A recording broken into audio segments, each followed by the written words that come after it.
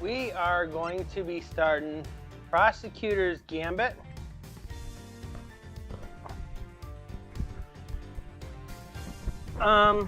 Di, I will let you in on a little secret. There is a mode that you may not be doing in this one, okay? They call it Mind Chess. So, because of that, I probably will end up doing it because of it being time.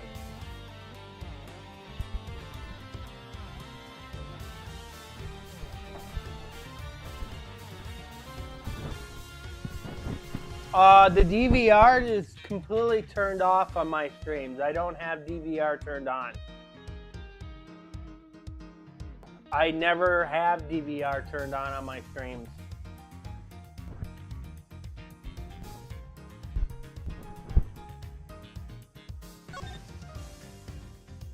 So I have a choice of running the HD sprites or the pixel sprites. I think I'm going to go with the HD sprites because they're a lot cleaner.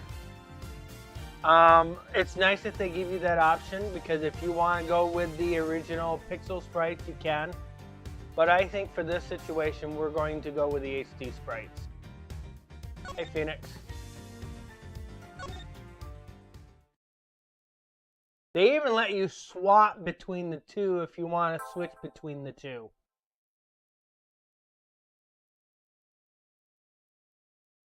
Oh, I get a reward for using the new ones. Here he comes! The president's plane descends from the western skies, making its final approach and landing right on Gourd Lake.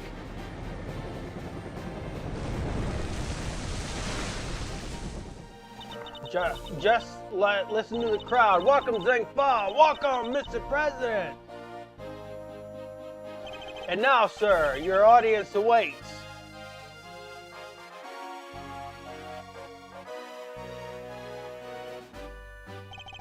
Honored friends and allies, I am here today. Audacious criminals who dodge my nation and no more to the president's office of great country. You have our most heartful gratitude. However, friends, do not fret. The battle begins against evil rages on here today. I make you. We will crush the wicked with the righteous hammer of justice. Ah!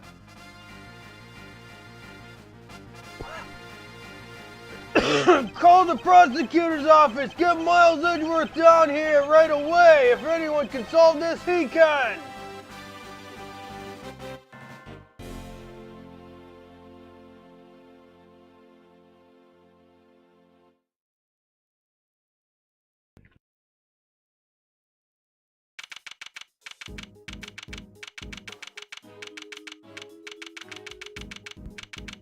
March 25th, 2:46 p.m., Gourd Lake, Spectre area.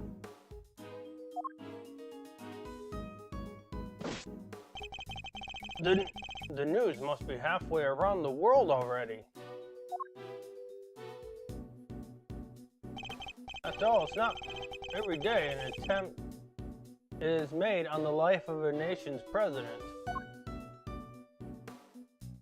My name is Miles Edgeworth, and I work as the prosecutor. I came as soon as I got the call. The moment the phone rang, I knew it was serious. Mr. Edgeworth!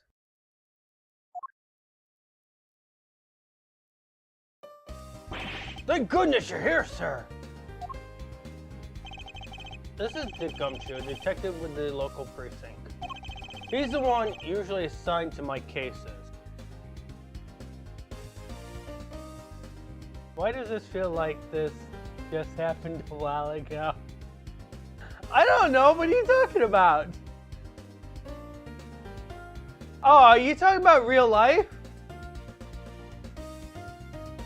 It's very coincidental, I assure you.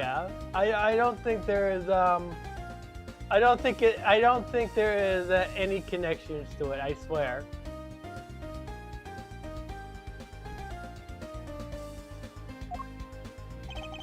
How is the president, Detective? We still don't know, Mr. Edgeworth. The medic just boarded the plane a few moments ago. Except, he's an actual president. Donald Trump is running for president.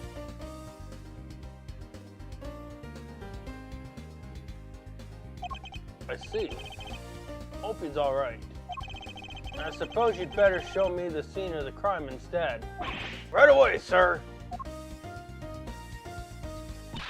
Hey! I said hey! Yeah, you, Ruffles!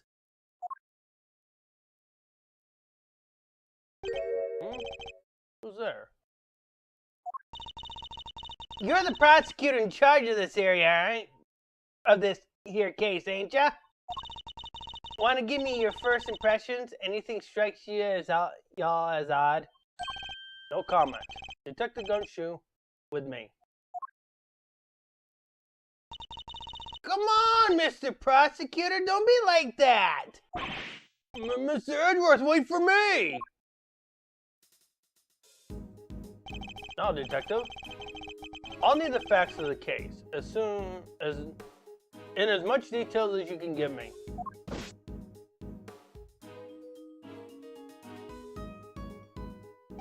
Oh, the scene was right here at Gourd Lake, as you already know.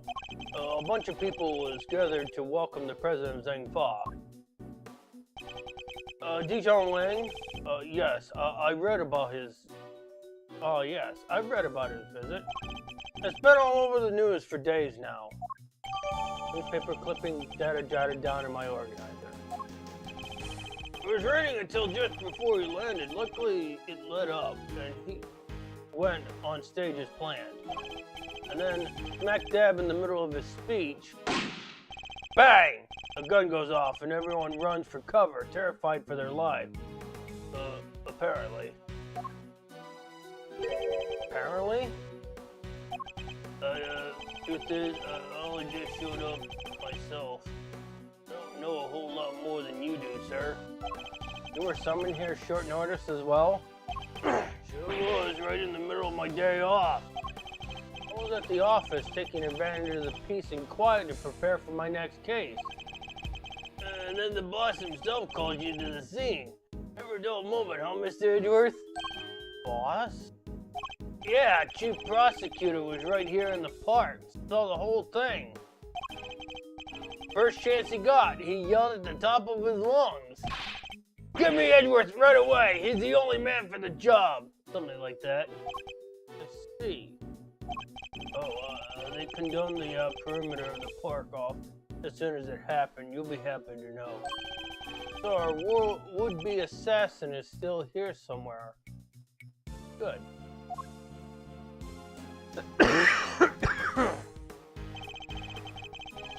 Now, all you gotta do is find them in the middle of the crowd before they strike again. You're right. We don't know what else our culprits might be planning. These people are in danger. We don't have a moment to lose. Let's begin with the basics. And search every inch of the crime scene for clues, no matter how insignificant they may seem. Precisely. The president was shot, which means a gun was involved. This is our first clue. The president was shot. Security was tight for President Wang's speech, but he was still shot at somehow. Alright, duly noted. Detective Gumshoe, how exactly was the security detail surrounding the president's speech organized? Well, sir, our officers were mainly focused on securing the perimeters of the park. The president's people took charge of the rest. He has his own team of bodyguards. See these guys over there? Maybe we should ask them a few questions.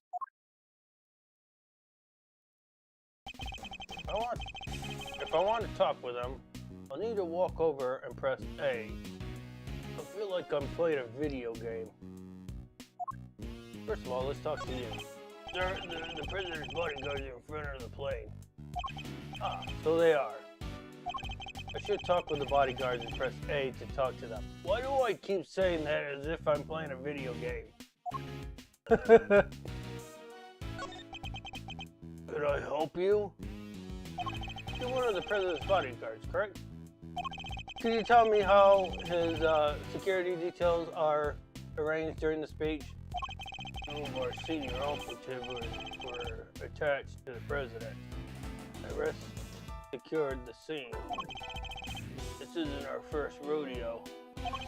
Anything suspicious in the crowd, and we would have spotted it right away. I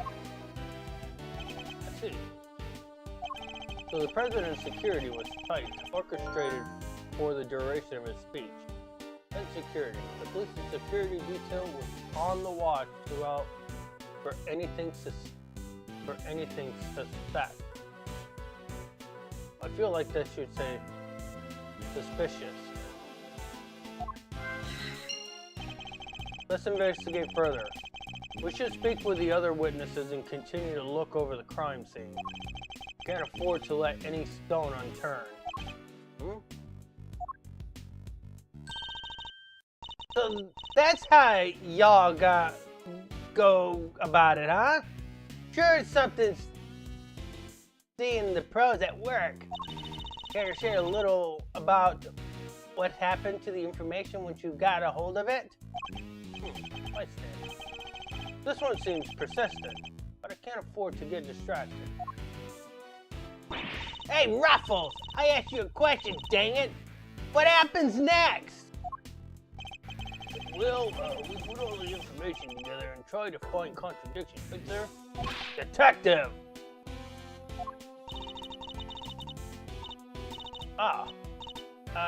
Don't be so hard on the poor guy.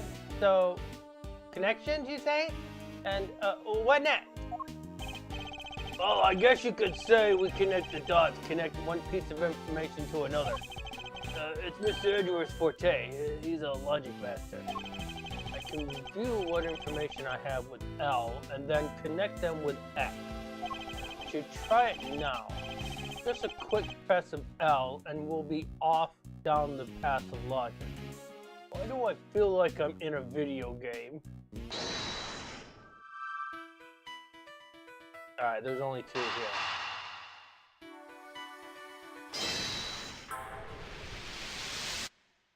Move things my way forward. Despite the president's tight security, the perimeter still managed to carry out their attacks. Completely undetected by a cognizant of highly trained bodyguards, no less. No mean feat. This would have taken some serious planning. In other words, the assassination attempt was almost continually premeditated. Assassination attempt. The president was targeted during his speech. A premeditated attack. That's the stuff, Mr. Edgeworth. The old logic never fails, huh?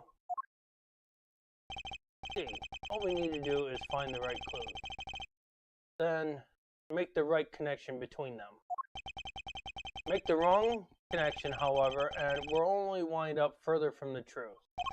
Which means I must make all reasoned connections if I intend to draw a logical conclusion.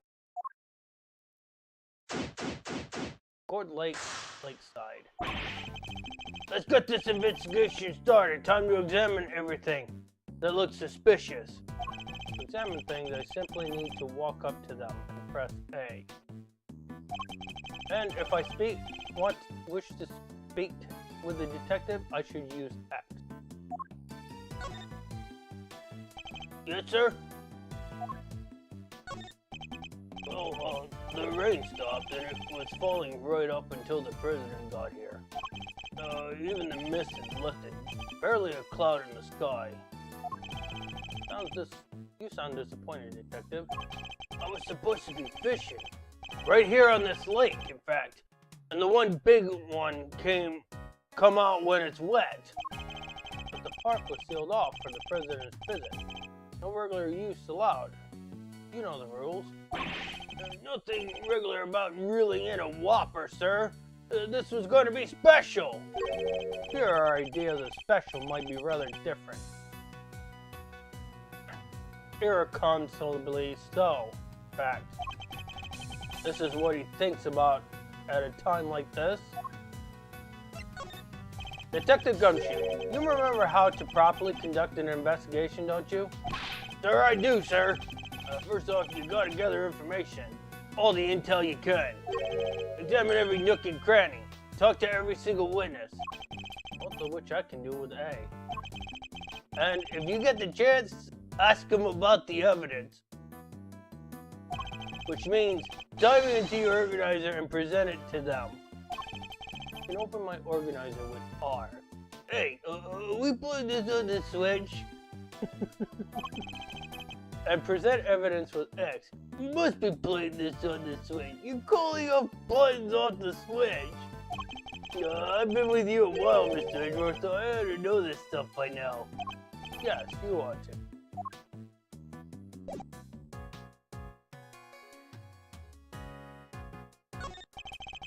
So the president held a nasty surprise while he was giving his speech. Same thing happened to me when I was a kid, right in the middle of a public speaking contest. There I was, yammering away when all of a sudden, earthquake. Almost jumped out of my skin! It sounds terrifying.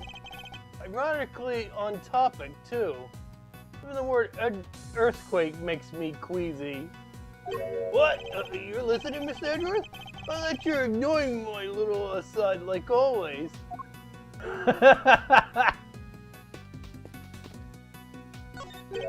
What is this officer here taking pictures of, detective? The wicked will be crushed beneath the righteous hammer of justice. Looks like he's reading off of these papers here, Mr. Edgeworth. Speech tip number 3. Speak slowly and confidently to win your audience around. Hey, this is good stuff. Better get a shot of this one too. Instead of focusing on that speech, how about you focus on your work instead, officer? Have you found anything of note, officer? Yes, no, sir. Not a thing. No fingerprints, no footprints, nothing. That is to say, nothing that stands out, sir. Not after everybody touched and walked all over everything. Detective Gumshoe, did he sound pleased about having no evidence to catalog? I'll speak to his companion officer about it, sir. Salary reviews coming up soon and all.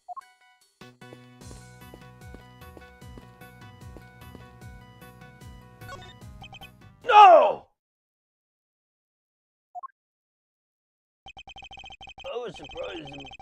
I was surprised at you, sir, but there's no mistaking it. It's a Steel Samurai! It's a Steel Samurai War of Neo Odi Tokyo! It's a popular TV show. Old, young, it doesn't matter. It truly has something for everyone. It's me why they had a Steel Samurai balloon at a welcome party for a foreign president. It is a little odd, although, now that I think about it, what better hero to represent our nation? I must score the scene and inspect anything that catches my attention.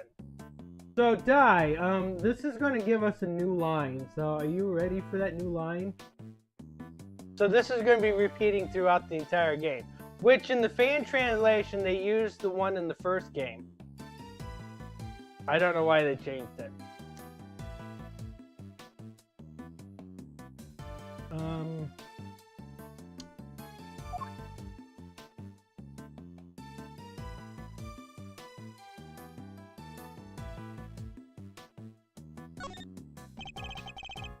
It's the flag of Zingfa. The key motif is blazing red phoenix. Wait, what's this? Something the matter, sir? Don't see a detective? There's something unusual about this flag. Compare it with the one on the other side of the stage, if you will. Oh, there's a beauty right there. Just look at it flapping in the wind. It's immaculate. Exactly. Which is how a flag should look. And yet here we see quite a different picture over one thing is in particular stands out, don't you think? Right, of course. Give up. Come on, spill the beans. You can lead a horse to water. I'll just have to move the cursor to the problematic spot and highlight the difference with text.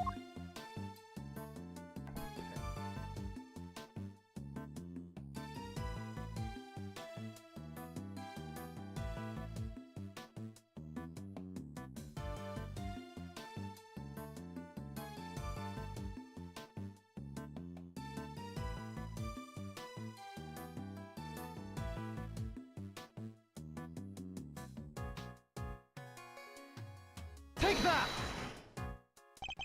Look closely. Do you see the hole? Whoa! Look at that! You're right, sir!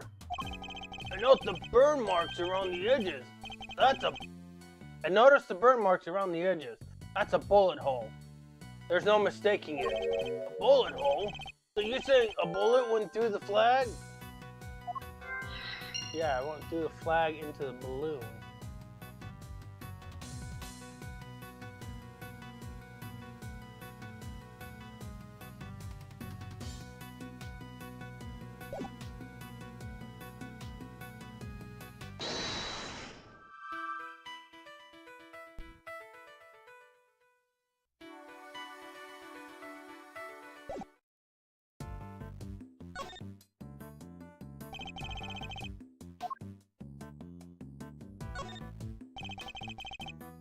Breaks your heart, don't it? It does. What villainy could have befallen him? Witness said he popped right about when the gun went off, which strongly suggests that the bullet struck the balloon. Looks like we got a case of cold-blooded samurai murder on our hands. This is sacrilege. I won't rest until the culprit has been apprehended. Detective, we cannot let this vile assassin escape. We won't, sir. You can count on it. Still samurai balloon data jotted down in my organizer. I think I've gathered enough information for the moment. Time to put the pieces together and see what we can figure out.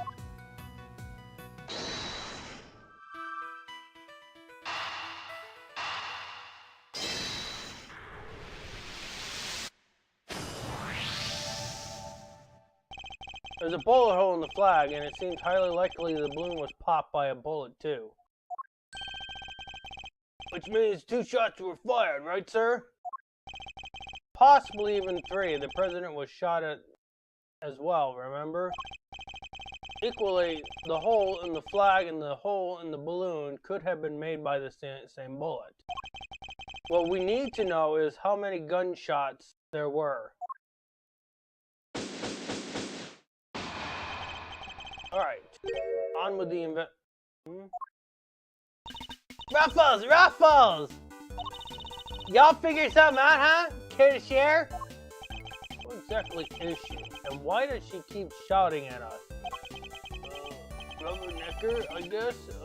Seems pretty interested in the case. Come on, give me something here! We do need to speak with some witness to find out how many gunshots there were. Fine, let's see if she can tell us anything. There y'all are! Tabloid at your service.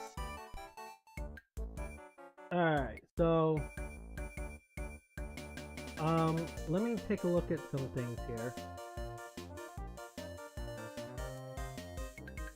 So her name is a reference to tabloid. If you haven't figured that out by now, which her name's changed from the fan translation version of the game. I'm looking into this case for, well, just for me right now, but looking into the case. Miss Lloyd, was it?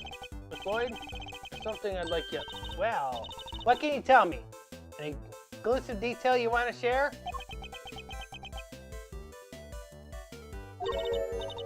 How about the perp? Have they made any demands? What about them there, Ruffles? Where does a fella buy a cravat like that? Hold it! Will you be quiet for a moment? I'll be asking the questions here. Dang, and here I thought I could get me something juicy for my peas. I need to know about the shooting. Can you tell me how many shots you heard? Why, I most certainly cannot. I beg your pardon?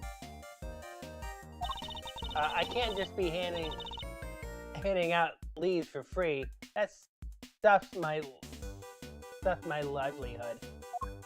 Oh, come on. Don't hold out on us. We all gotta share sometimes. Me? Hold out on you? Well, if you are gonna be like that, I'll be moving right along. Goodbye. Wait! Wait for what exactly, huh? Huh? If you got nothing for me, I'm gone. First shot of moves here. Out of moves? Wouldn't be so sure. What do you mean, Mr. Edgeworth? As you know, Detective, I like to play a little chess. Now, what does one do in chess when an opponent adopts a defensive position? No, it's Miss Lloyd. Her full name is Tabby Lloyd.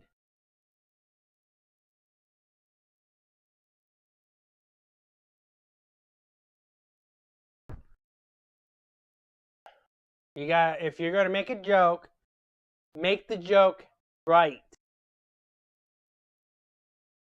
Why, the board offers any number of options, but some are more effective than others. Yeah, but if you're gonna make a joke, make it right. Sorry, sir, but this is all going way over my head. No matter how impenetrable an opponent's defense may seem, it can always be overcome. Watch and learn, Detective, as I shatter my opponent's resolve with the power of words.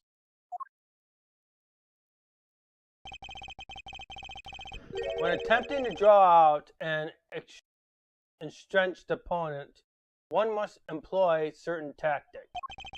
Let's picture the board and see if we can anticipate our adversary's next move.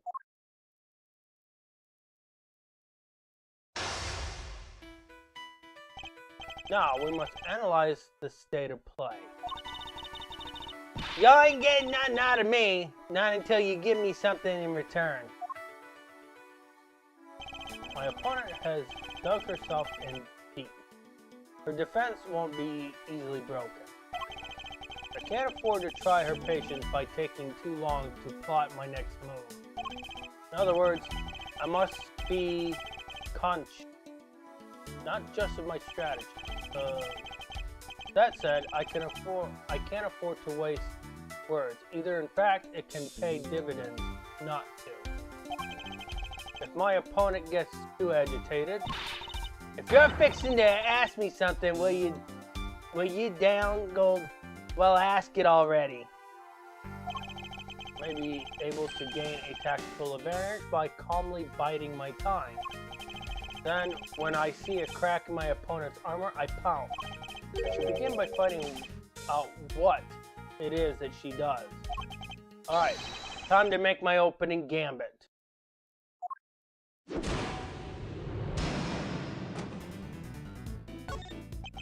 Why don't you begin by telling me about what it is that you do? Sure, of course I could totally not do that. Think I don't know when to keep my mouth shut? That's my job. Isn't it? So you do something you won't or can't? Tell me anything about. No, shut up. I ain't no lawbreaker. If that's what you're insinuating.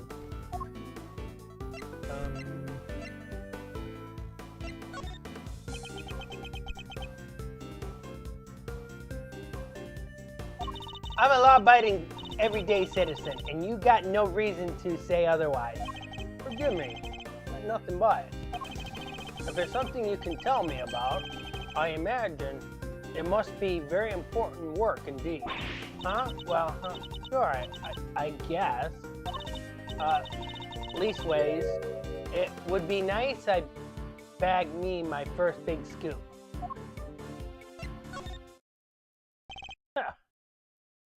I see.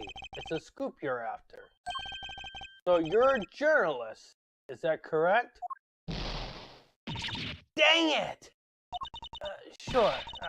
I'm your friendly neighborhood reporter. The hungriest cub on the beat. That's the mystery of what she's doing for a living solved.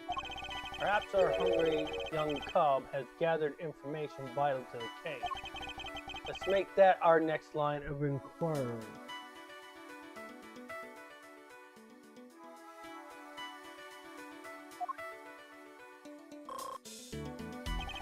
With the opening moves concluded, the mid-game approaches. What else does she have to tell us? At the time of the incident, were you present at the scene of the crime? Come on, Ruffles. You ain't gonna give little old Tabby something first. Absolutely not.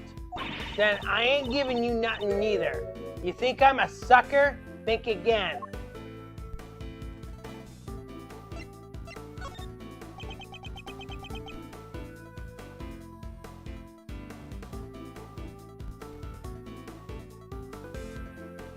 Come on, this is my career we're talking about here. You gotta give me something.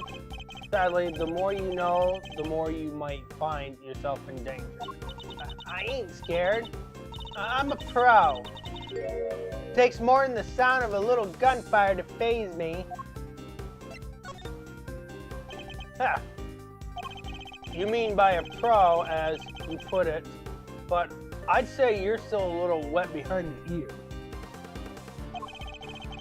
You say you heard gunfire, which proves you were here at the time of the crime. Therefore, you must have seen something. Double dang! Fine, I was here, I saw it. Came to report on the big speech, wound up reporting on a shooting.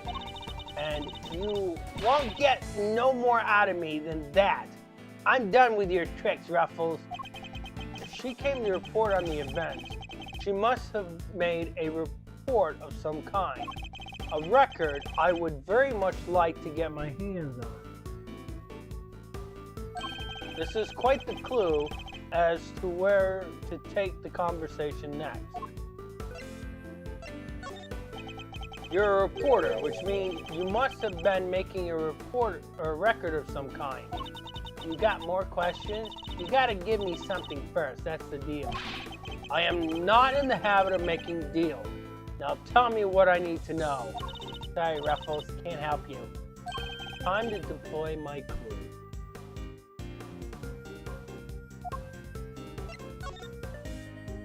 No self-respecting reporter would leave the house without a means of putting things on the record. So tell me, Miss Lloyd, where is yours? Curse, I made a record! Of course I made a record, I told you!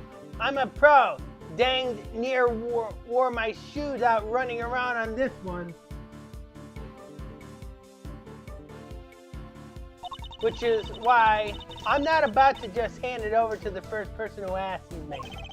I am not just anyone, young lady. I am the prosecutor in charge of this case. Don't you young lady me, you ain't getting it, no matter how many times you ask. You understand, don't you, Ruffles? Ain't nothing personal.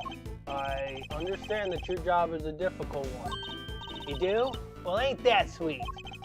And in such a competitive field, you must sometimes doubt that you'll ever succeed. I'll go plenty far. I'm sure of it, yeah. Just as long as I got my trusty tape recorder, I'll always be ready to nab me a scoop.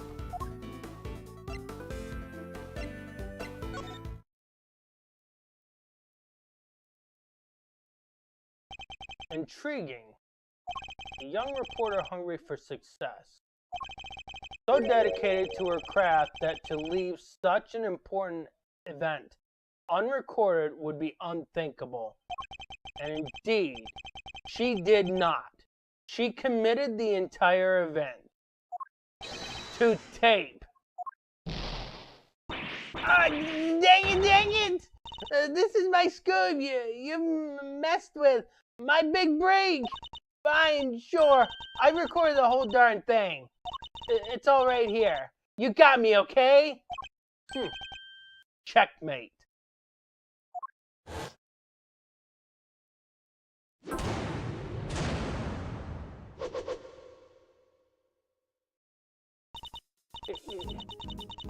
You're something else, Ruffles. I was trying to be all strong and silent, but you had me singing like a canary. Never mind that. Now play us the tape. You see how complicated that was, Di?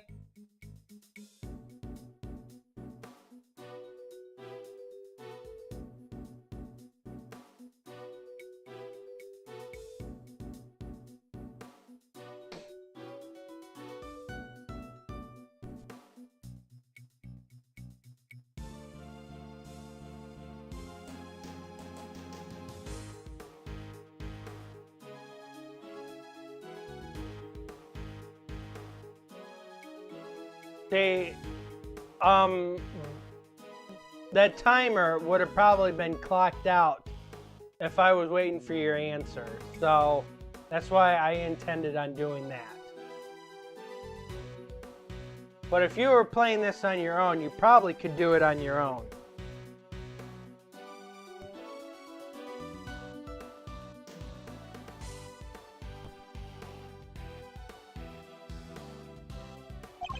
This should finally tell us how many shots were fired.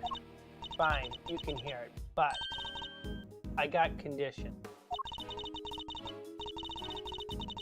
Yeah. You played me like a fiddle, Ruffles. Only the Chief ever played me so good. So you gotta agree to be Chief number 2 and be mentor to a rising star, aka me. Chief number 2, huh? Kinda like a second parent? It's a big responsibility, sir. One more thing. I want exclusive reporting rights for the first 24 hours. Come on, you gotta say yes. What kind of mentor wouldn't give his star pupil the exclusive, huh?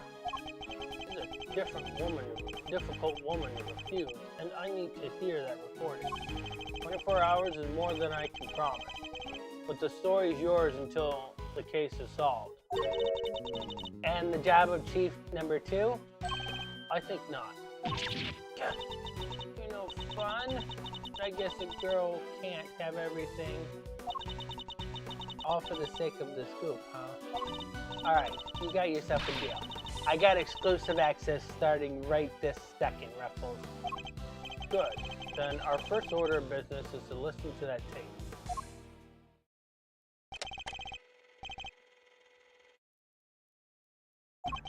Honored friends and allies, I am here today to deliver a message.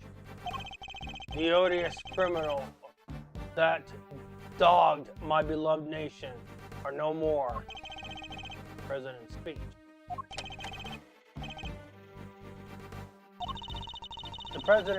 The president passionately addresses the assembled crowd, as if trying to shake off the reports of his declining popularity by sheer force of will. That's me. Can't be a little live commentary to set the scene. The meeting is scheduled for just after the speech, correct? Seems pretty pleased to be able to put the whole Yatagarasu situation behind him. As well, he should be. It's a great day for all of us. What voices are those? Oh, those were the two guys standing right in front of me. They were whispering away to each other the whole darn time. I know their voices from somewhere. Wait. The part where the gun goes off is right after that. The president thrusts his fist into the air as the excitement reaches fever pitch. The battle against evil rages on. Here today, I make you this solemn promise. We shall crush the wicked with the righteous hammer of justice. What the? Ah!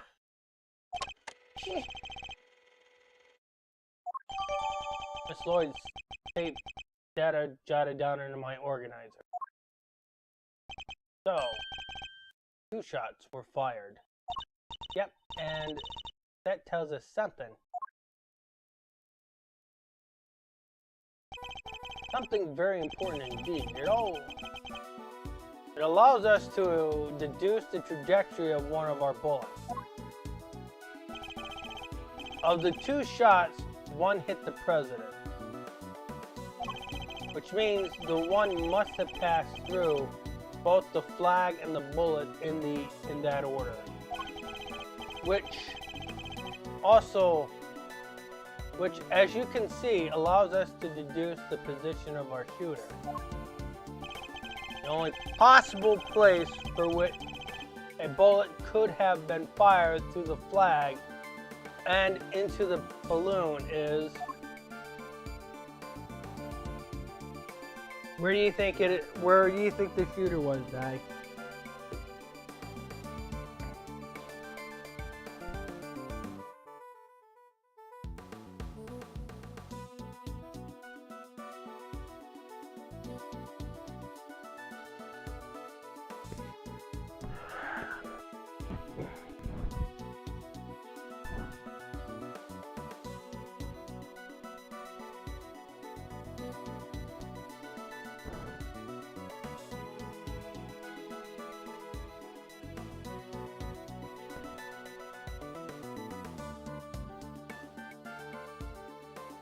Figure out where the trajectory of the bullets is going.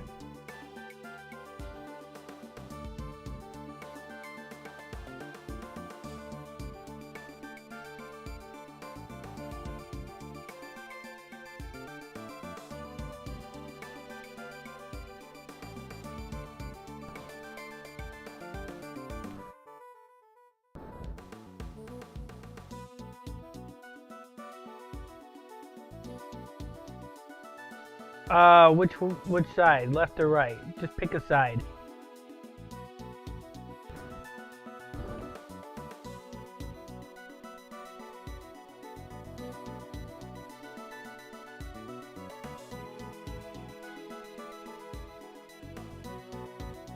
You're gonna say left, okay. Take that! Drawing a line between the flag and the balloon gives us the trajectory of one of our bullets, and places our shooter on the left-hand side of the spectator area. Bullet trajectory data jotted down in my organizer. You're a genius, Mr. Edgeworth! Detective Gumshoe, I'll need to examine the left side of the spectator area. Roger that, sir. So you need to clear all those people out of the way, I guess? I do. And what evidence remains to be found may already be deteriorating. So I'll need you to be quick about it. Yes, sir. Chief. Hey, I'm talking to you, Chief. I suppose you mean me, Miss Lloyd. I surely do. You gotta let me help out. This stuff's my forte. I'm the best crowd herder you ever did see.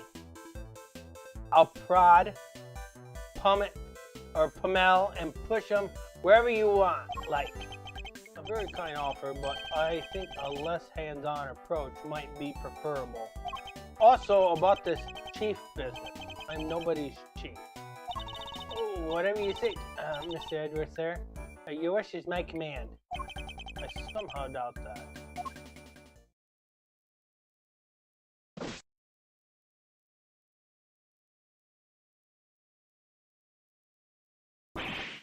There you go, sir. It's all ready for you. Miss Lloyd here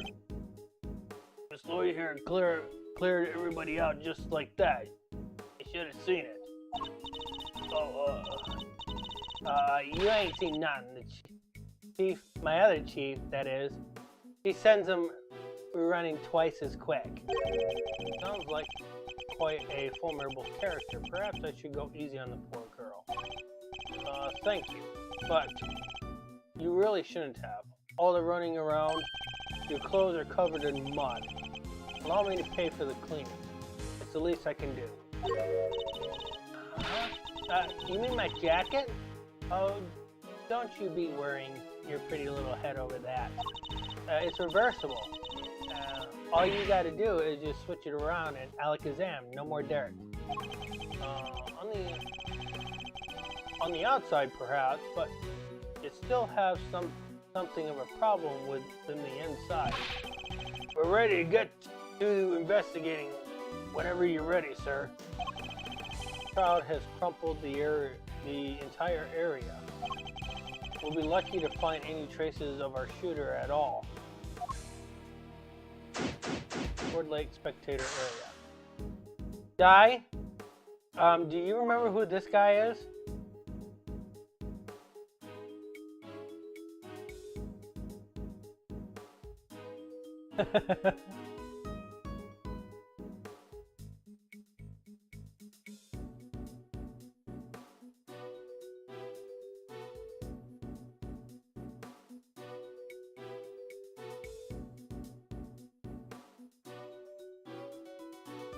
You don't remember his name?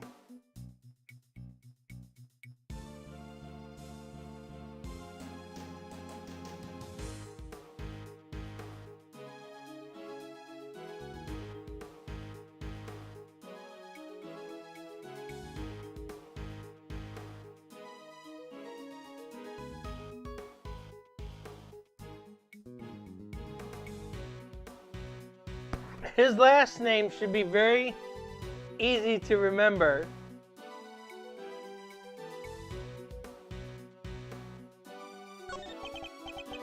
Well, this is quite the situation, wouldn't you say, Mr. Edgeworth? Who is he again? It's Prain, Mr. Edgeworth, Winston Prain. We work together at the Prosecutor's office. He's a prosecutor? What brings you here today, Mr. Payne? What indeed? Why, only the invitation of the chief prosecutor himself. His voice, I recognize it from the tape recording. Was he one of the men who was standing in front of Miss Lloyd? And where is the chief prosecutor? He had to leave, I'm afraid. He's a busy man. They let him, and only him, out through the cordon. So he had me summoned on short notice and then left before I even showed up. Rude.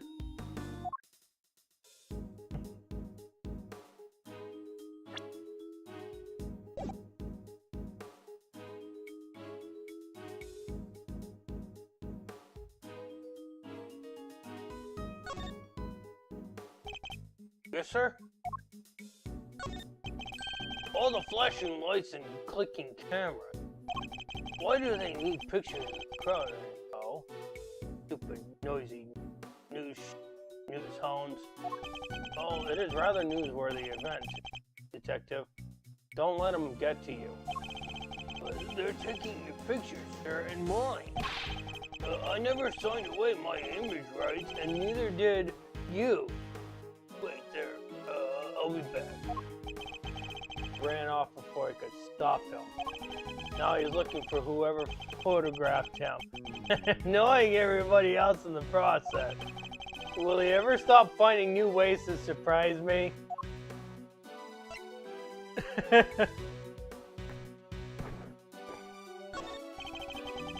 You know, you can check the information you gathered by pressing L, right? But let's say you forgotten my first name. You could look that up in your organizer. What exactly are you insinuating, detective? I know your first name perfectly well. You say so, sir. Just remember that all the evidence you gather is in your organizer, okay? I feel like there's a reference in there that we cannot reference due to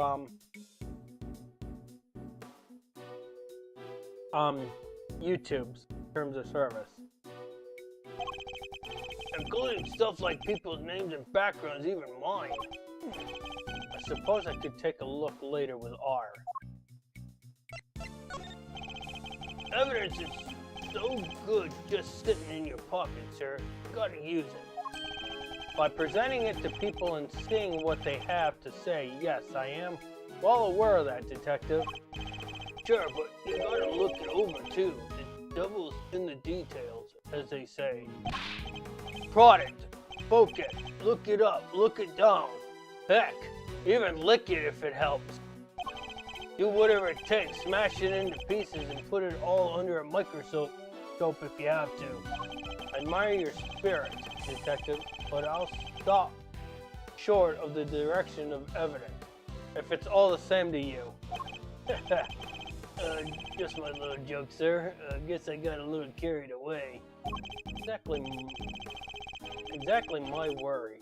If I ever met a man who would pulverize a piece of evidence, it's you.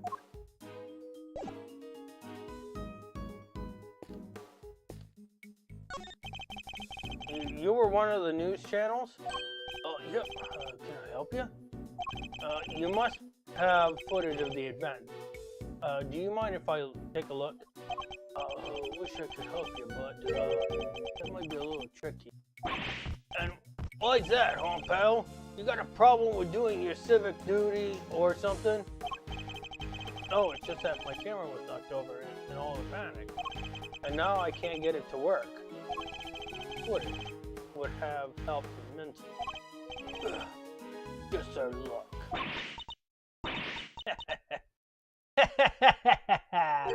What the? Look like you need a little help, Mr. Edgeworth. I know that voice. You know who it is, Di?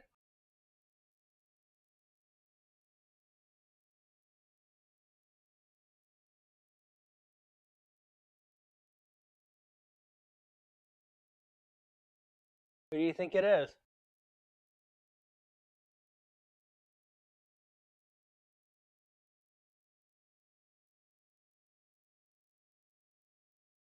Take a guess.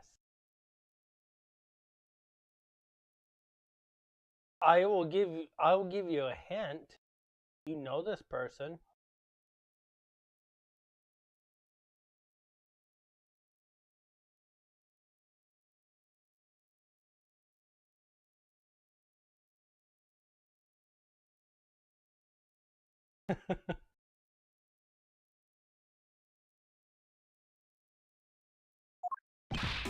Hey! She showed up exactly when you said her name.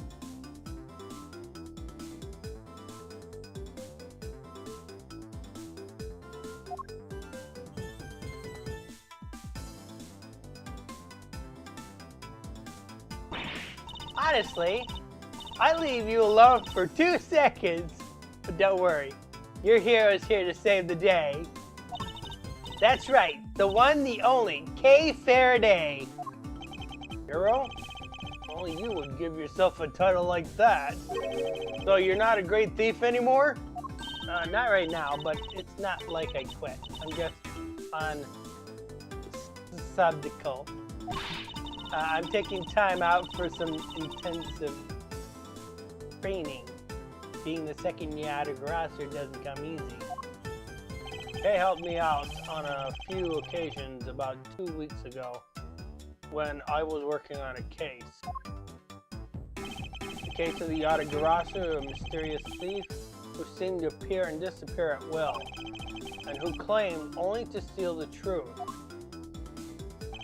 She calls herself the second yacht aggressor, successor to the so-called Great Thief.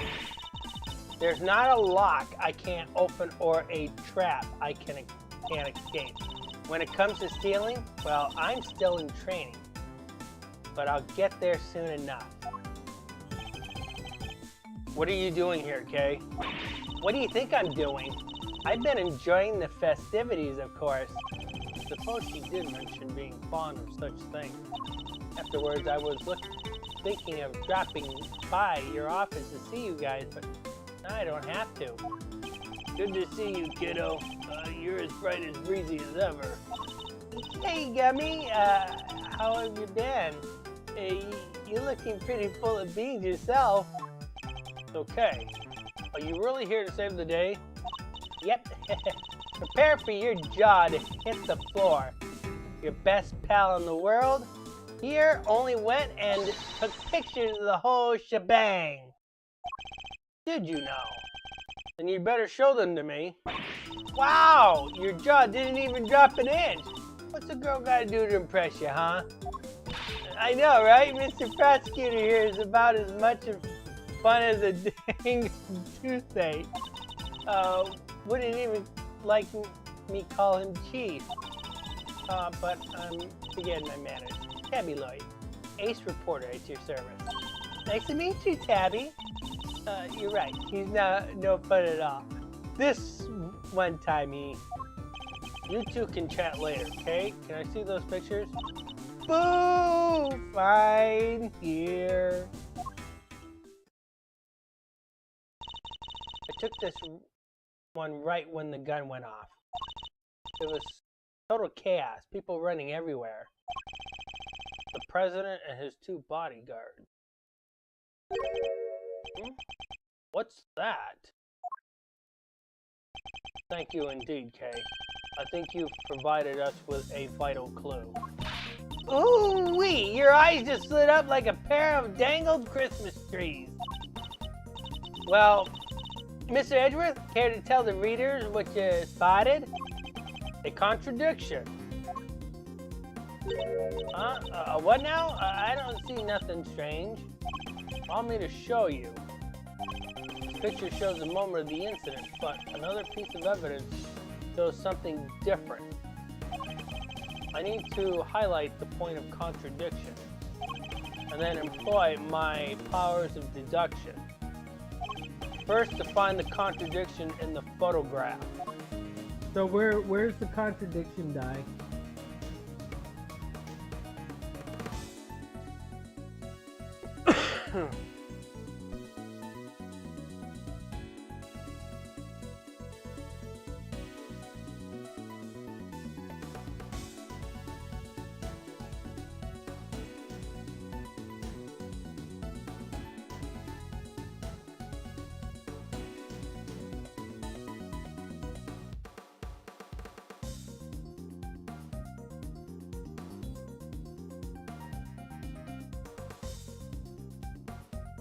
Do you see it?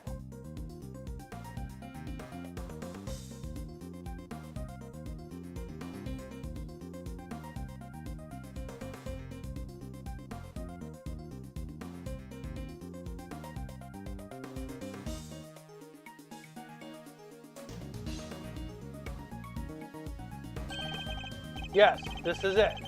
I'll simply press X to make my deduction. You see it now?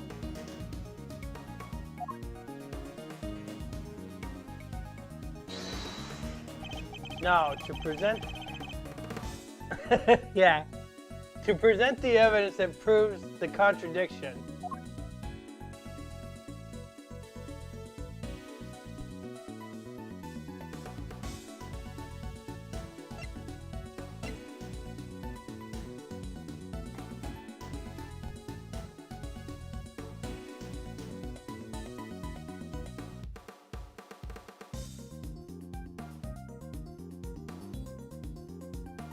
What are we gonna use?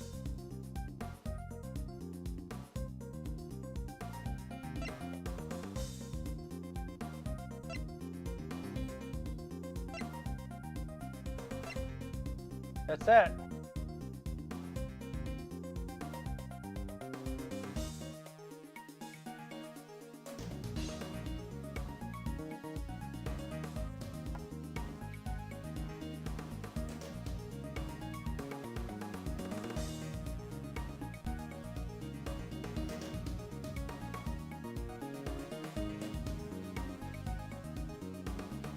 No, the trajectory is not going to help us.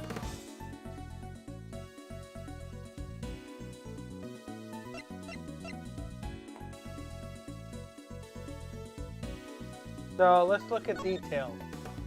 We'll see the president there. What's missing on the president?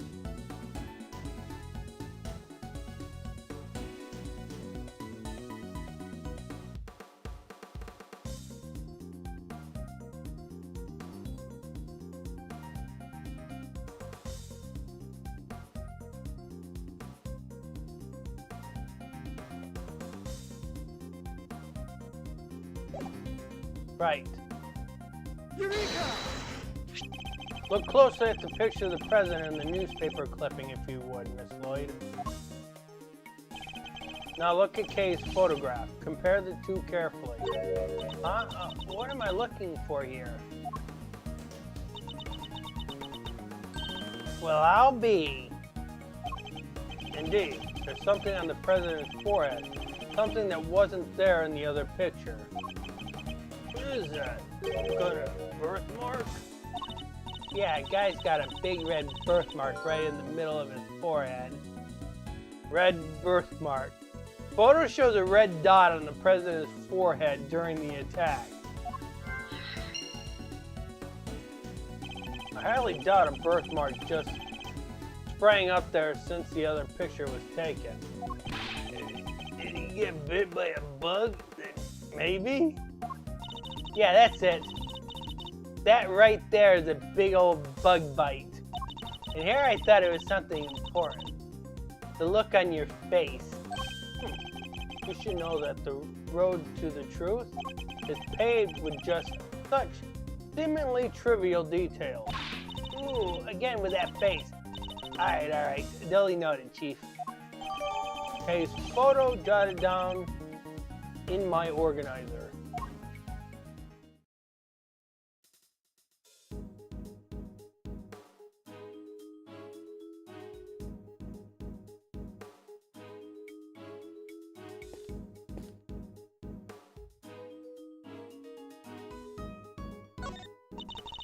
You gotta pick through the trash yourself? A prosecutor's life isn't easy, huh? Detective Gumshoe? Right away, sir. Faithful detective scrabbles through the garbage as the prosecutor looks on, his hands unblemished. Let's see, come to Papa, little treasures. Is he enjoying himself? Bingo! A popsicle stick. Gotta love the jokes they put on these. Detective. Sorry, sir. Elevator. Huh? I think we got something. Good work, detective. Let's take a look, shall we? By examining a piece of evidence from all angles, we can uncover hidden details. Sure can. Just tell me which way you want it, sir. We can rotate the item with R. If you want, I can move it closer or further away, too. I can use L to examine an object up close and R to move out from the bigger picture. And when you spot something, just say the word.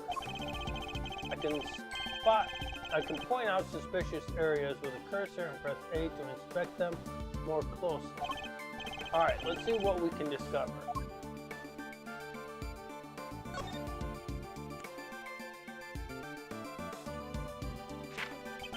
This is a document of some kind.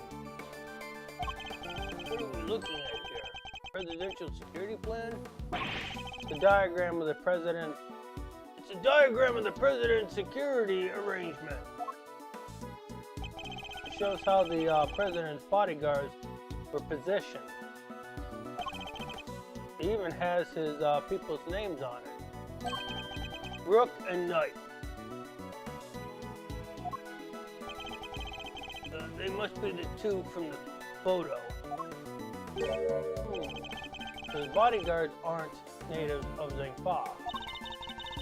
I heard he uses some private security firm. But why not employ people from his own country? I know, why not? Y'all want to hear a little Tabby Lloyd's exclusive? You really know something? Sure I do. I was over at the their embassy not so long back, sniffing out a story. Well, on here, one of my sources tells me that the president's got more enemies and you got hairs on your head, including a bunch of bigwigs in the National Police Force. Interesting. So he's unable to trust his own domestic law enforcement. I wonder if one of these enemies could have been behind the attempts on his life. Security plan data jotted down in my organizer. What is he doing there in the bag? You raise an interesting point. The document relating to a matter of national security. It would surely be highly classified. Hey, there's something else in here.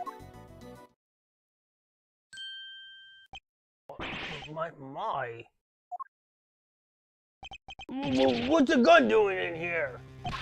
Sir, this bag, it's gotta belong to the... Yes, it could well have been disposed of by our would-be assassin. Revolver would have taken a lot of nerve to dump it here amid all the chaos.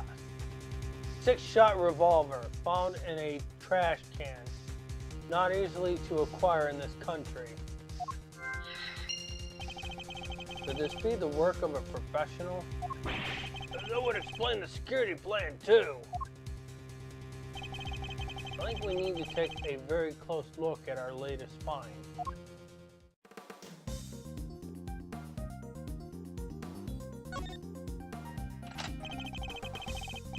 Two spent bullets in the cylinder, matching the 2 gunshots heard on the recording.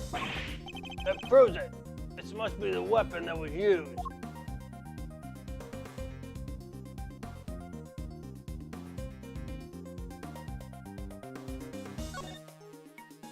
This is a laser sight. It can be lined up with a target to make aiming a bit easier. I press this here. Yep, definitely a red laser. Could the assassin have used a laser sight to target the president? Laser sight. Attached to the gun that was used in the attempt shines a red laser. And why does this remind me of something? I think it's time to go over the information we've collected so far. Revolver data jotted down in my organizer. That bag was a real find, huh? Just goes to show a bag in the hand is worth 2 in the trash. Nice work, detective. Now, there's something else I'd like to ask of you, if you don't mind. I need you to take the bag and the gun to forensic and see if they can find any prints. On it, sir! Good set of fingerprints could really help this investigation along. Got the results for you, sir. That was quick. You bet it was. Told the detective it was ultra super high priority. They came up empty. And they checked everywhere? Inside and outside. Top to bottom, sir. They even took the bullets out of the gun and dusted them. I should have known it wouldn't be that easy.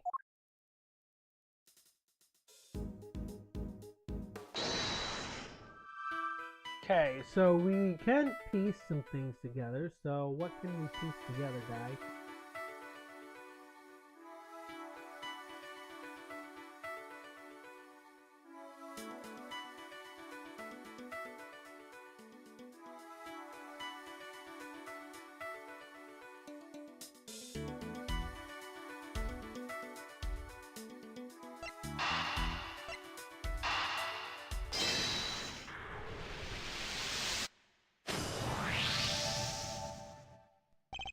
I have solved the mystery of the red birthmark.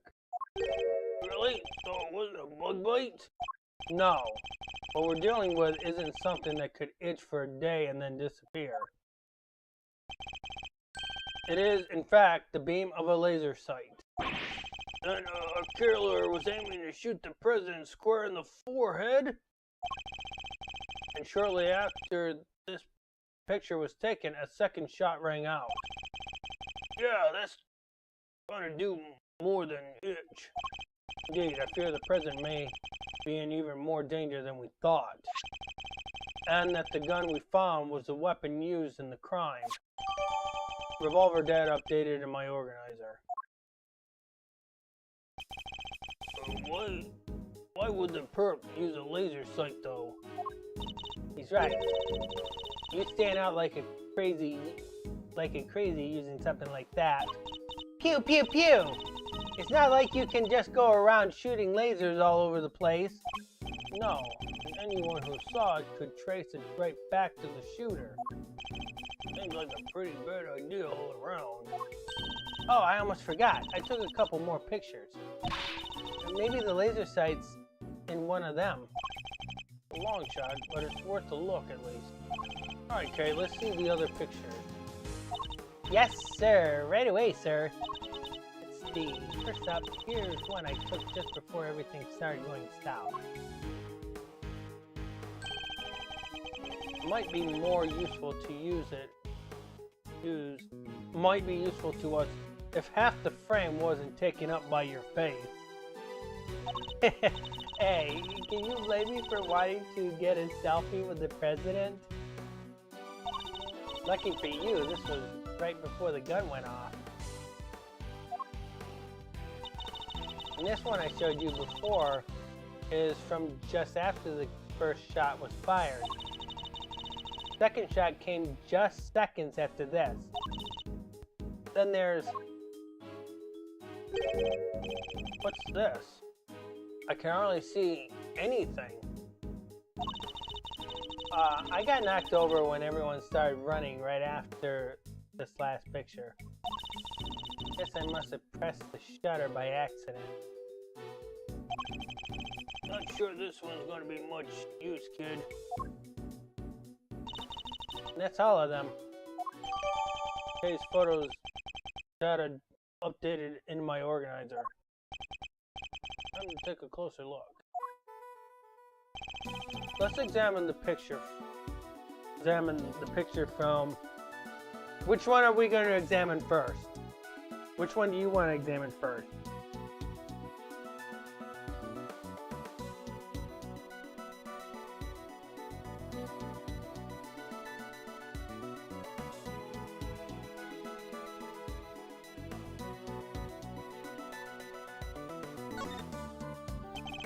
Is there any hint of the laser sight here in this picture?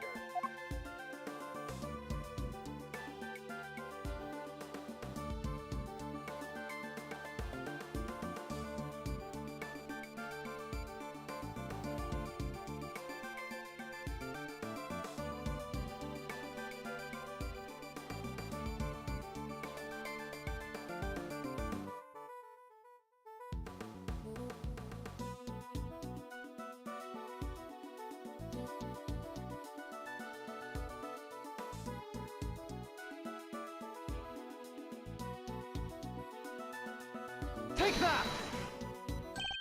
There, I see it. What is it, sir? Look closely at the person with the red hood. Whoa, there it is! Indeed. That's our laser sight right there. So that's our perp? One in the red hood must be the shooter, yes. We found them! And all thanks to yours truly. Indeed, you led us right to the greatest treasure of all, Miss Great Thief, the truth. You may have captured our would-be assassin in one of your other pictures too. Let's take another look. Our red-hooded suspect could be in another of these photographs from... Which one do you want to look at?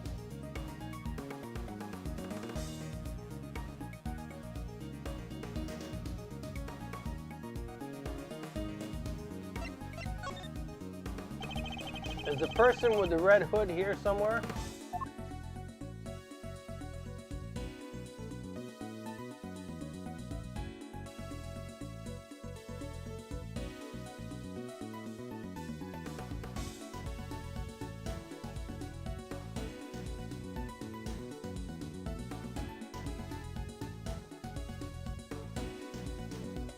Take that! Look, right there! Red jacket. That must be our suspect. Looks like they took advantage of the confusion to make their getaway. Luckily, we can see exactly where they were heading. Ah, the samurai dog stand! Precisely, which means they escaped towards the right-hand side of the spectator area. Detective Gumshoe. On it, sir. Consider it cleared. Good, I'm counting on you.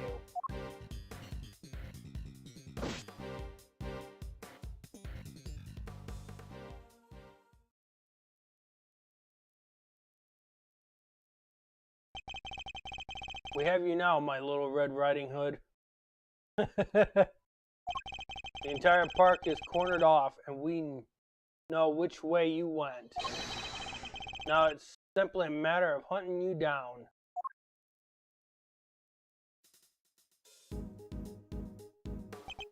Now let us continue our investigation. There's evidence here somewhere. All we have to do is find it.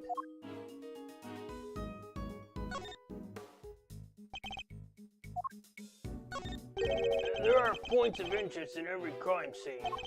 All you gotta do is walk up and examine them. True, but simply examining them won't always be enough, of course. Oh, sir, sometimes you gotta spot where they don't match up with the evidence in the organizer. When you find a contradiction like that, that's where our old friend deduction comes in. Find the spot that contradicts the evidence, then present the evidence in question. I can make deduction by pressing X and then presenting a piece of evidence. As long as we follow the basic investigation procedure, the truth is sure to come to light. Red Hood's gonna stand out like a sore thumb, sir. Perks as good as in the bag. Don't let your confidence blind you, detective. We wouldn't close our minds to other possibilities. Yeah, it's like on that show. You made an arrest based on a jacket? I can't believe you, Gumshoe. Something tells me whatever show that is, you watch entirely too much of it. You bet I do. Kids Mystery Theater is the best. They have this trivia quiz at the end, and we should get back to finding our assassin. One thing, sir. Cut dead once again.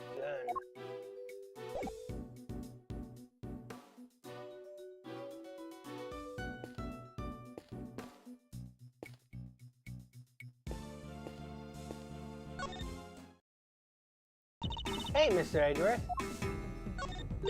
Did you like my big entrance? Bet I really am your hero now, huh? Well, your evidence helped things along. Certainly. Hey, I'm the second you out of grass, you remember? All in a day's work. I wish I could have showed you how far I've really come with this whole great thief thing, you know. The training you mentioned? About that. Don't worry, I haven't stolen anything yet, I promise.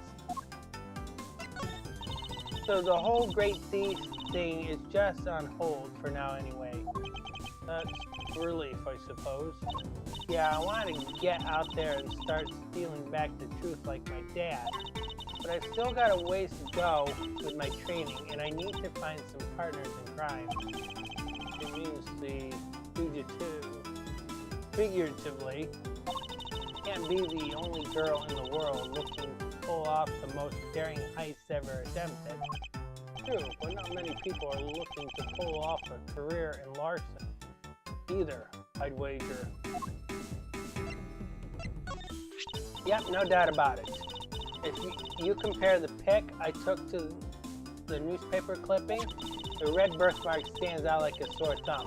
That's a contradiction, all right. Indeed, though I very much doubt it's due to the birthmark suddenly appearing. Oh, that reminds me. I might have to steal that line of yours. The road to truth is paved with seemingly trivial themes. Funny, I don't remember that being the exact sequence of words I used.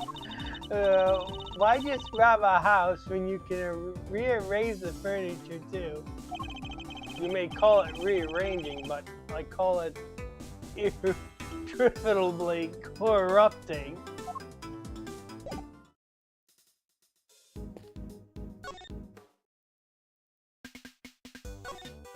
You say you attended today's ceremony in order to gather materials for an article of some kind? You bet I did. It ain't that kind of thing that happens every day. And when did the ceremony begin? Right after the rain stopped. We got lucky. It was raining all morning before that. Anyhow, the president's plane touched down right around 1:45. The speech started at 2 on the nose. What about the shooting? Must have been maybe 20 minutes after? So 20 minutes after the ceremony began? Yeah, shots rang out, tearing through the air that only moments before had been alive with cheers. Then tragedy. The president dropped to the floor, followed by an unknown assassin's bullet. It's 2:25 p.m. on March 25th, and I've been reporting to live from the scene here at Gord Lake. What was that all about? Sorry, just making some voice notes. Gotta get those items down the second they come into the old noggin, you know? Ain't every day you get to report on the assassination of a president after all. It's dramatic, it's emotional. Got everything I need to write an article about. Puts the reader right there on the scene. Did the president really drop to the floor? The officers on the scene said his bodyguards escorted him straight onto the presidential plane. Hey, y'all can't blame me for getting a little carried away now, can ya? Better take any testimony she gives with a good-sized pinch of salt. Stop it! Calling me a reporter and all. It's kind of weird when somebody else says it. Still, Lloyd, reporter at large, doesn't have kind of a ring to it. It does have kind of a ring to it, don't you think? But you are a reporter, correct? Sure am, a reporter in training. What? Have you even had any articles published? Fixing to look up my work, huh? Well, that might be tricky. And yet you call yourself a reporter nonetheless? Well, I soon will be, won't I? This right here is a big old scoop. No mistake about it. And I got the whole thing on tape. Didn't miss a second. And it's all thanks to my trusty mic. And may even trustier tape machine. I'm about to set the journalist world on fire, just like my mentor before me. You know the Chief Ruffles, my mentor, my inspiration? You know who she is, Di? Who, her chief?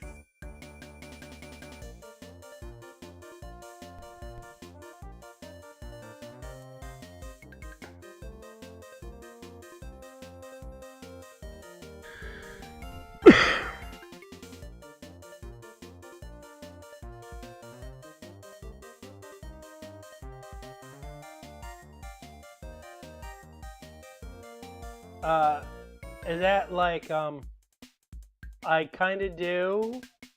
I don't want to mention her name.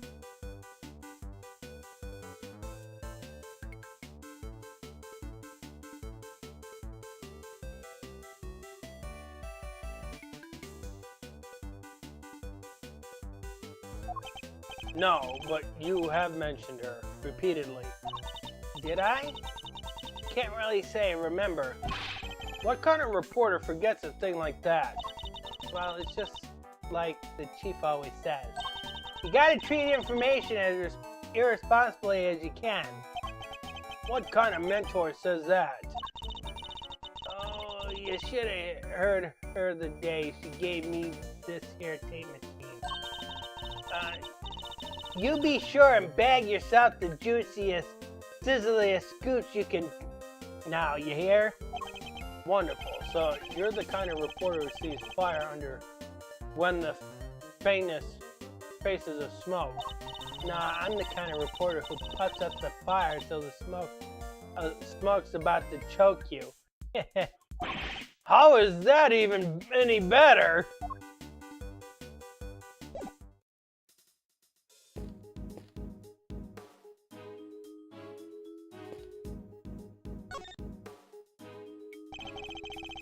I must scour the scene and inspect anything that catches my attention. Are we gonna remember this line, Di? Or do we like the other one? I won't I won't give up until I inspect every suspicious looking nook and cranny.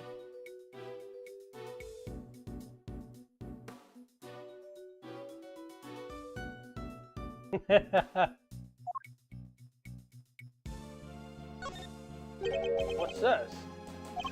A red button. Hey, do you think... Could it have been dropped by a red-hooded suspect? Could it have been dropped by a red-hooded suspect? Yes, it certainly seems likely.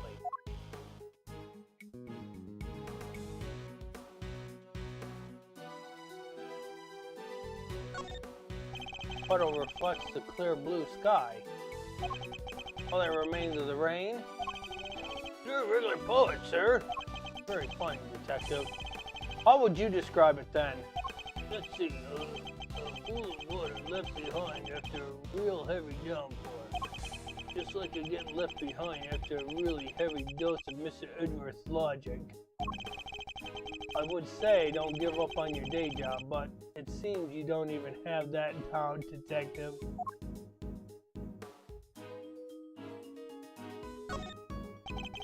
It says Samurai Dog.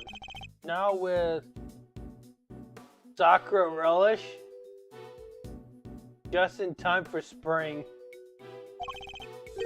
Sakura, huh? What does that taste like? Well, Sakura is a cherry blossom, so I guess maybe cherries? But blossoms are blossoms and cherries are cherries, sir. They're totally different things.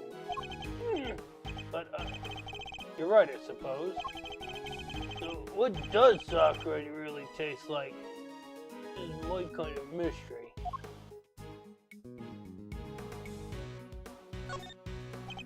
It's a funky-looking food stand made of plywood, and it sells samurai dogs. And Mr. Edgeworth, I've got $1.50 if you know. You're not actually suggesting I subsidize you eating on the job. I don't mean to. That is, maybe even we're done. Fine. When we have finished investigating, you can have one. And only one, understood? Sorry, sir. I never should have. Wait. Did you say I could have one? Yes. Why, is something the matter? No, it's just I wasn't expecting you to.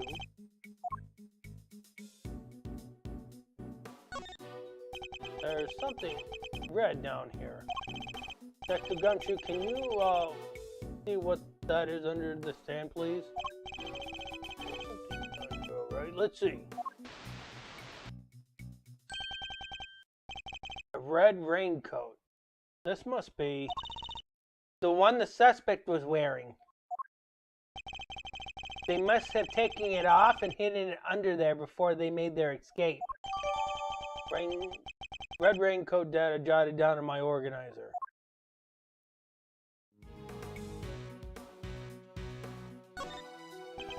sleeve.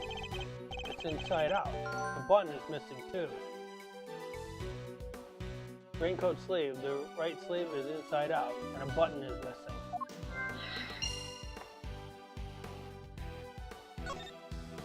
There's nothing unusual about the left sleeve. Nope, it's not inside out, and the button is still attached. It seems entirely too neat to have been removed into a hurry and thrown on the ground.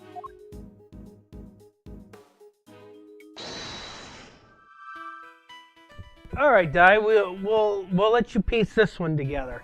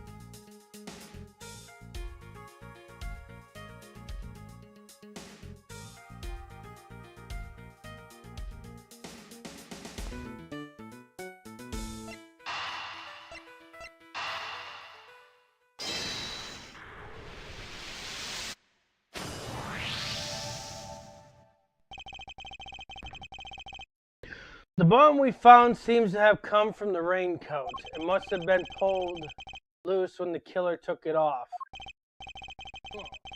Right sleeve's inside out too. Seems it was removed in a hurry, fast enough to tear a button off, no less. I surmise our assassin disposed of this gun and bag in the trash immediately after shooting at the president. They then slipped into the panicked crowd and moved from the left to the right side of the spectator area. This was because they knew the trajectory of the bullet would point to a shooter on the left side. Finally, they removed the raincoat and hid it under the samurai dog stand. The killer would have needed to get rid of the coat as soon as possible, hence its hurried removal. The fact that the right sleeve is inside out is a testament to how quickly it was taken off. Yep, that and the missing button. The question, of course, is, why didn't the same thing happen to the left sleeve? Oh yeah, only the right sleeve is inside out. Indeed, and the button on the left sleeve is still securely attached. We'll get our answer for that one in a bit. So, what does this mean, Mr. Edgeworth? If we're to answer that question, Detective, we'll need to inspect the raincoat in more detail.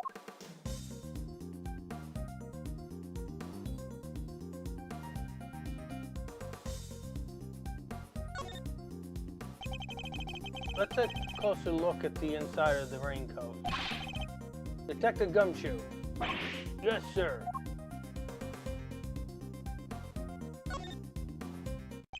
This is a blood stain. Considering where it's located, I say that the blood belonged to our would-be assassin. We're looking for someone with an injury? Not just any injury, Detective. An injury on their left arm.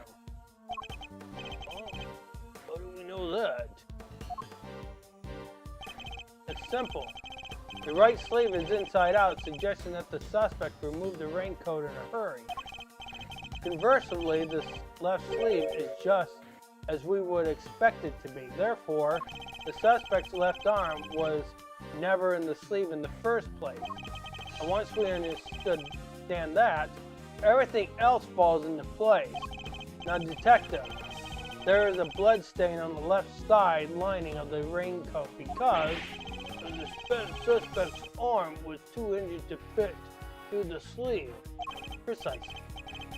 Or at least we can say that there is a good probability that was the case. Red raincoat data updated in my organizer.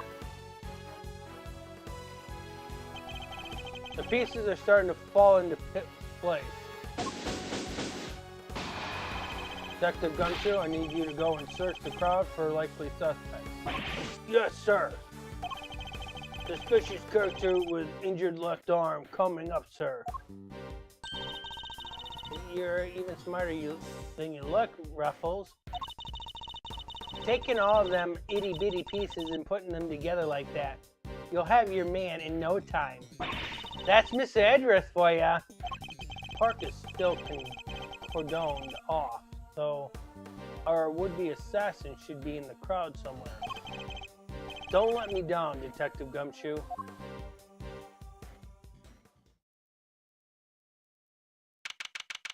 March 25th, 3:27 p.m., Gordon Lake, Spectator area. Mr. Edgeworth, we found someone who fits the bill perfectly, sir. Way to nab the assassin, Gummy. Hold on, Kay. It's a little soon to be jumping to conclusion. For the moment, they're a person of interest and nothing more. Understood? Okay. No jumping. But he's our shooter, sir. I'm sure of it. He's the guy who tried to take out the president. In broad daylight, surrounded by a crowd of witnesses. This is no ordinary assassin. Bring him over here, Detective, carefully. Yes, sir. Come on, boys. You heard Mr. Edgeworth.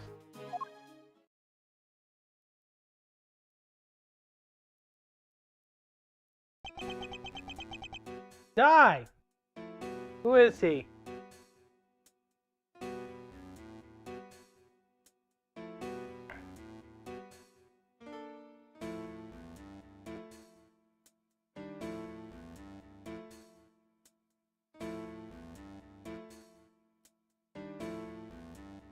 His name should be very easy to figure out.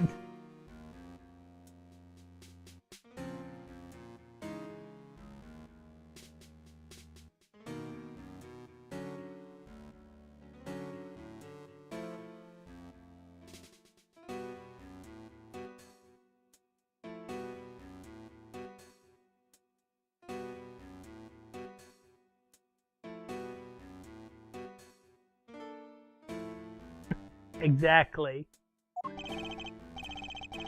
No umbrella. And a bandage on his left arm. Well, pal, state your name already. Doe. John Doe. Arm. I'm sure. John Doe? Not a name you often hear in real life. That's correct. I know this man from somewhere. I'm sure of it. You're a prosecutor, Edgeworth. You know my name? Of course. I've been following the day's developments with some interest.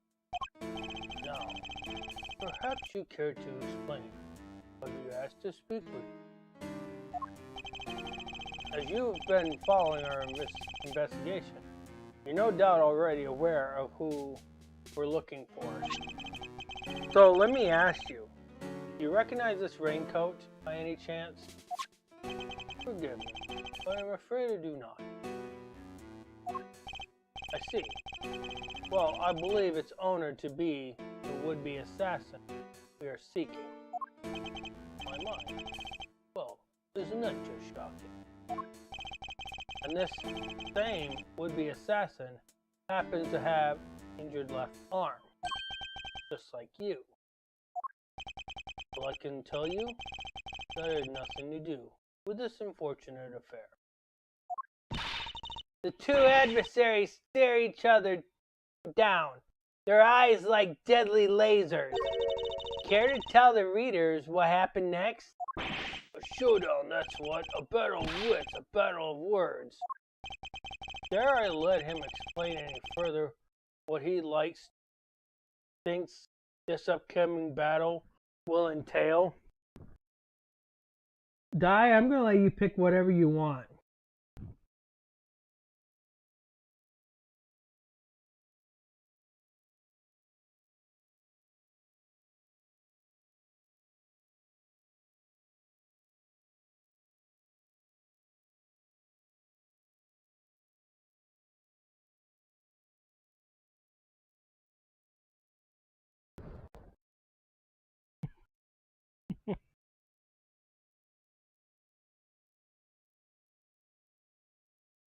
You're gonna say yes, let him blather on?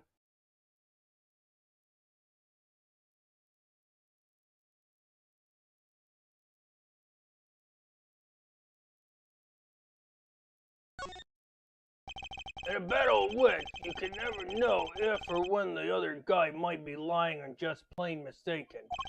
But if you spot inconsistency in a statement of theirs, you gotta present the evidence that proves it.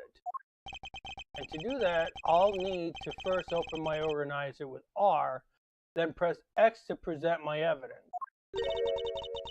And what if there ain't no inconsistencies to find? Then you change tack. Press for more information and see what you can share loose. Instead, I can press my opponent with L. Why don't you show us how it's done, Mr. Edgeworth? Stepping up to bat, our nation's top prosecutor. Once I'm able to quietly gather my thoughts, yes.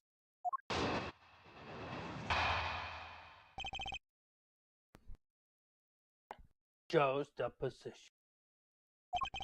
I can understand why whoever wore the raincoat would be of interest.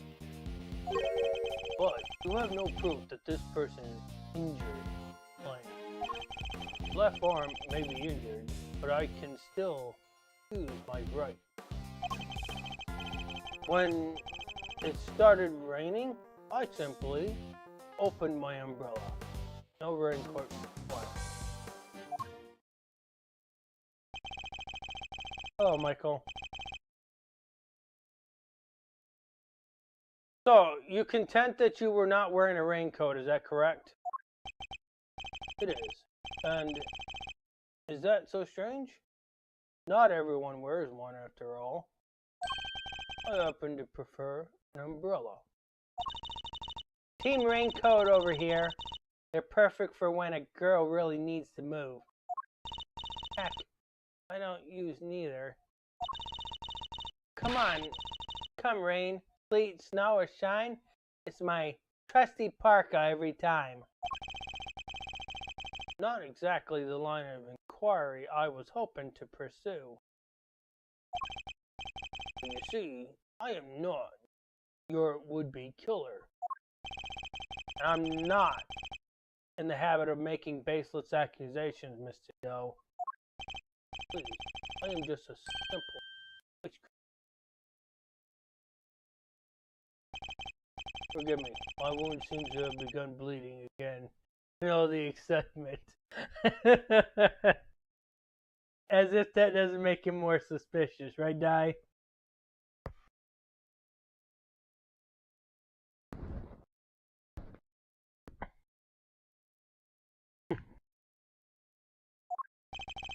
The owner of the raincoat is definitely our assassin. And said owner also has an injured left arm. I'm on to you, Mr. Doe. It's only a matter of time.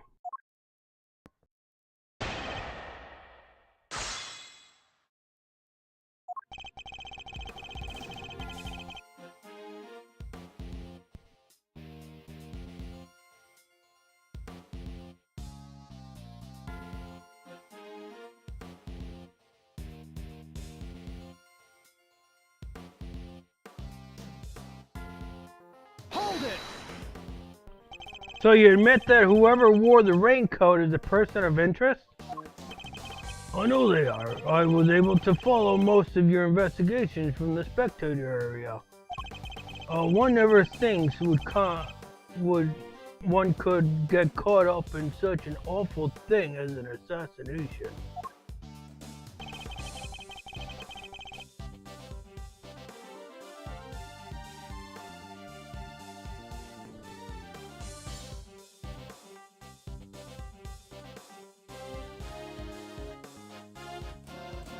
Hold it! So, you'd like to see some proof that the owner of the raincoat has an injury? I would certainly expect such a renowned prosecutor to have some.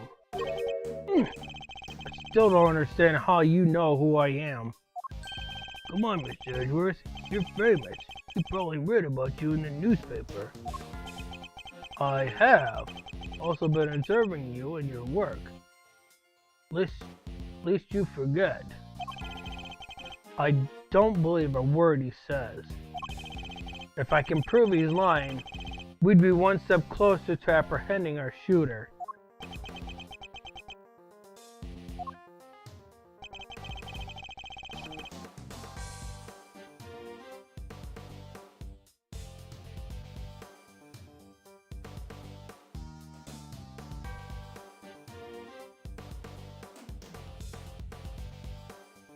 Hold it! That looks like quite a serious injury, Mr. Doe.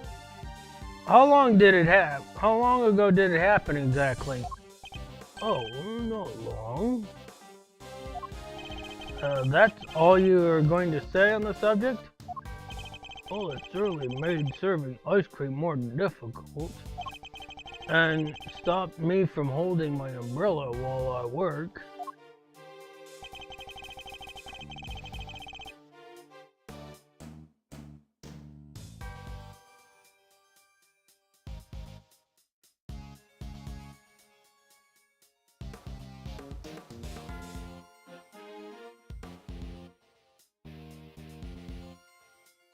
Hold it! And yet, you don't seem to have an umbrella on you at the moment. Didn't the rain stop only a short while ago, just before the shooting? It did indeed, I remember, because I was suddenly inundated with customers. That was less than an hour ago. Are you trying to tell me you lost your umbrella in the short of a span of time? Yes, that's exactly what I'm trying to tell you. After all, it only takes a moment for someone to steal an umbrella, especially in a crowd of this size. But that's entirely possible, I suppose. I had my umbrella when it was raining, Mr. Edgeworth. That is a fact. And then you lost the umbrella to the crowd, huh? I guess it's just one of those things. I suppose you're going to tell me that his wound reopening is just one of those things too? Well, it could is, no? The assassin's left arm is injured.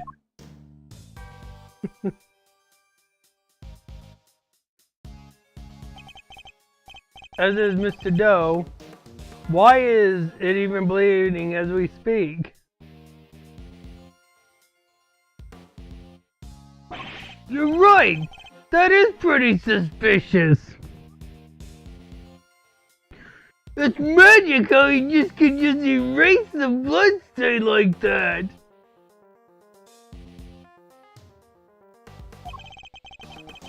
Nonetheless, we need to find something concrete that will link Mr. Doe to the crime. I should press R to open my organizer and look over all the evidence again. Find the statement die?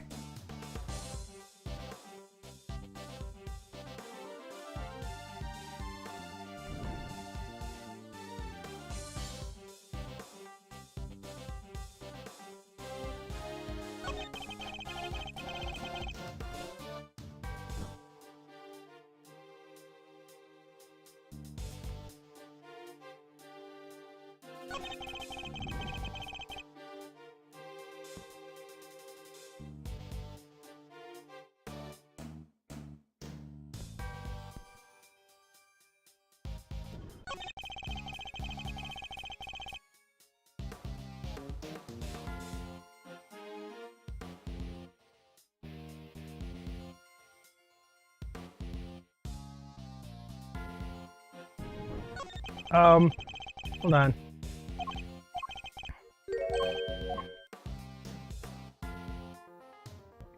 And, let me get back to it.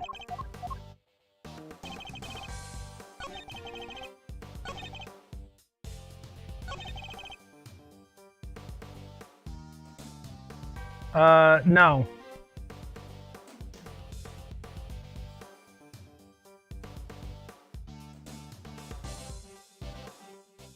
Because we can't disprove that he didn't have an umbrella.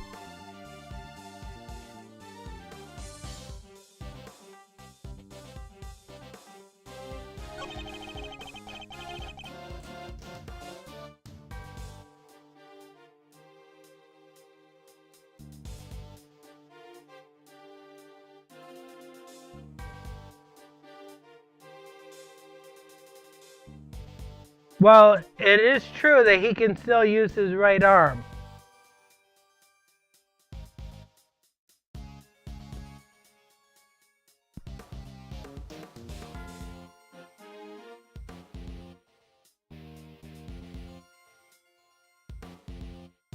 As you can see, he still is using the right arm.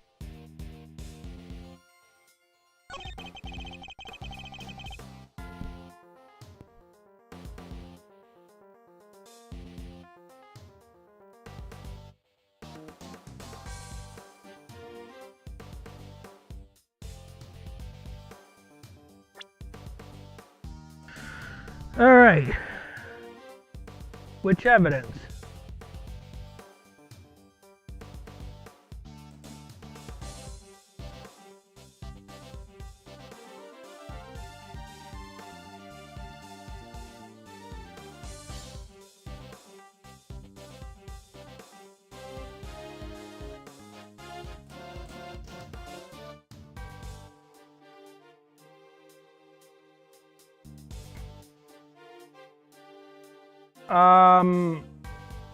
How's the photo gonna help us?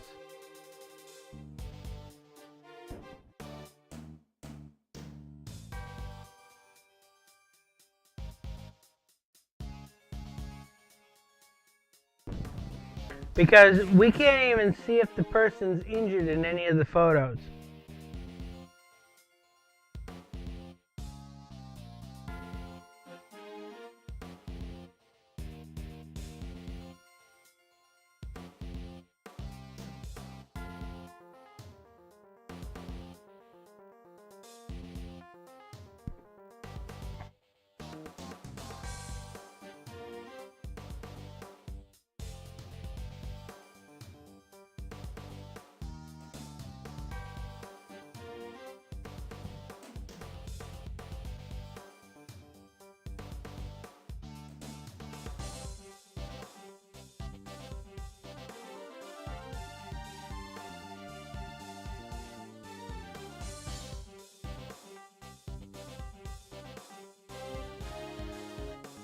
What costume?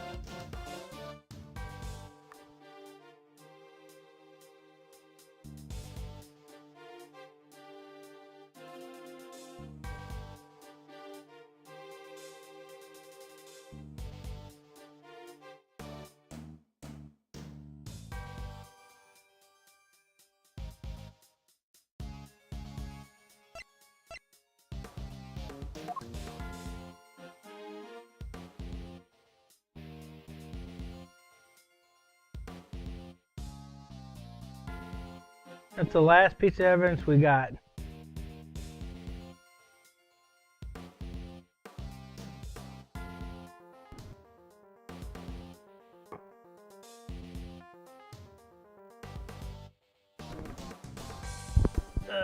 The brightness kind of took, erased all these squares.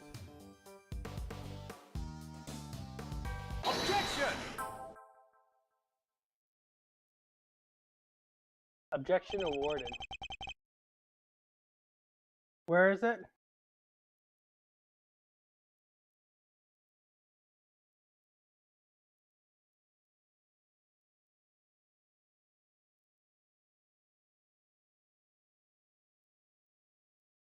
Like here?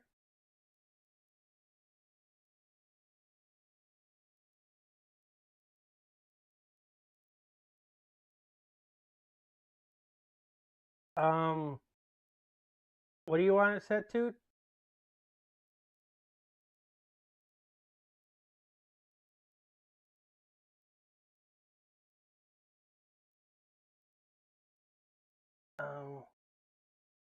Won't let me change it. Okay. It won't let me change it by. Okay. I got it.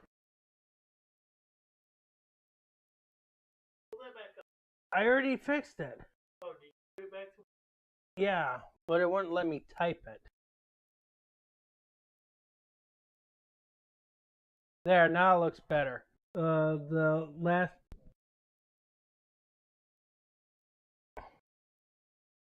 Yeah, just a little bit, Di. But you're okay. You seem like a careful man, Mr. Doe, but not quite careful enough. After all, you left something behind, something of vital importance. I'm afraid you must have me confused with someone else. The coat does not belong to you.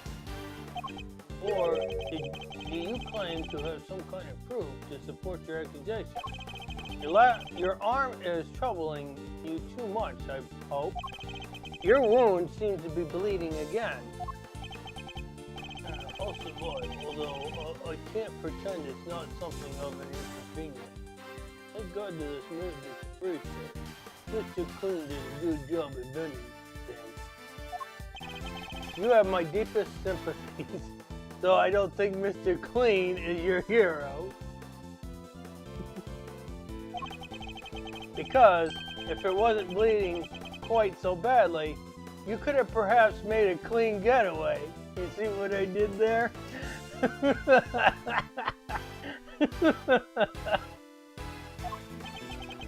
Whoa, what exactly are you insinuating?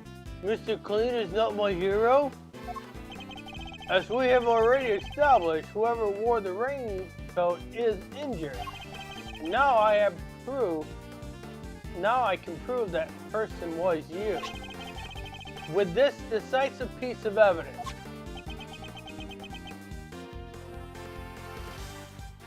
Don't worry, I'll freeze you back up.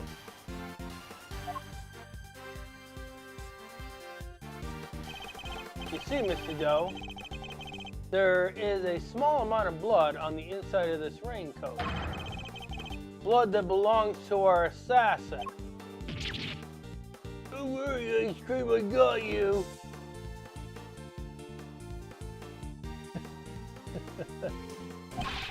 Attempted murder of a foreign leader, causing a diplomatic incident. They'll throw the book at you. You can give us the silent treatment all you like, but we don't need you to talk. A simple blood test will give us the answer we require. All it takes is for us to compare the blood on your bandages with that on the coat, and that will be that. We have the evidence. Why don't you make it easier on all of us and come clean? Admit that you were the one who attempted to assassinate the president of Zhengfa. Or you know you were assassin. You're stubborn, I'll give you that. But if this were a game of chess, you would already be in checkmate. Now, do the honorable thing and admit defeat. Oh. He doesn't look like a man with no moves left to play. Very well. You have me. I'll admit it. I was wearing the raincoat. He confessed! Say the word, and I'll slap the cuffs on him right now. But I did not shoot at the president. What? Mr. Edgeworth, the only thing you have proven is that I was wearing a particular raincoat. As far as I am aware, that is not a crime. Those deposition part 2. I am no assassin. I am a simple ice cream seller. One who happens to be wearing a red raincoat while watching the president speak. I was as surprised as you as anyone when his bodyguards sprang into action and the shots rang out. That's when the spectators panicked and started running and screaming for their lives.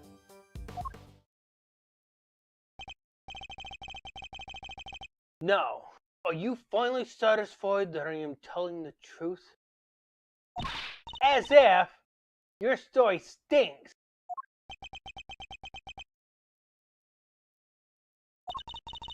You don't scare me. The evidence is on our side, you know. Look, it's right there, plain as day, the assassin. And they're wearing a red raincoat. Intriguing. But that is not me. Oh, come on! Don't tell me, Mr. Edgeworth. Do you really think I was the only one in the entire park wearing a red raincoat today? I do, actually. But then why? Why does he seem so sure of himself?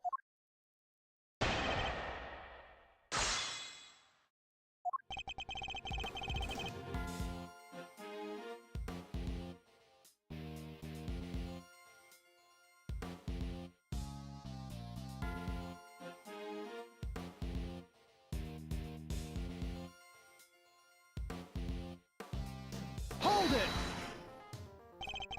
A simple ice cream seller, but a knowledgeable one, I assume. On the subject of ice cream, at least. But of course, ask me anything you wish.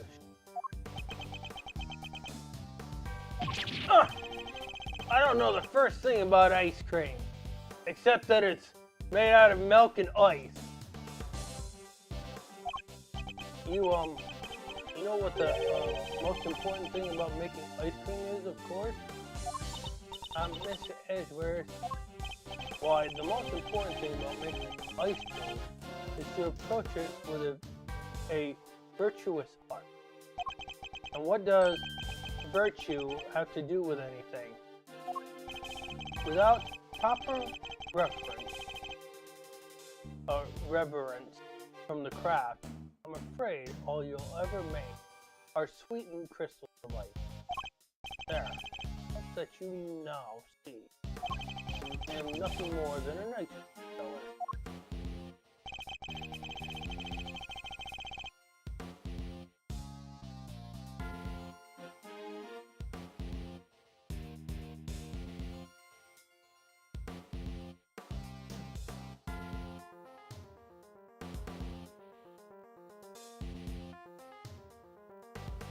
Hold it! Why a raincoat? Why were you using an umbrella? Is that so strange? Rainy morning. Most people were wearing a jacket. Fine. Oh, I'd say it's pretty strange choosing considering you couldn't get one of your arms into it. Better than have one of your arms occupied by an umbrella. I had ice cream to serve after all. Then why go to such lengths to avoid testifying to the fact in the first place? Forgive me, simply hadn't remembered until now. It's been an eventful day after all. Eventful? Well, I hardly know what else to call it. First, President Paul was shot at.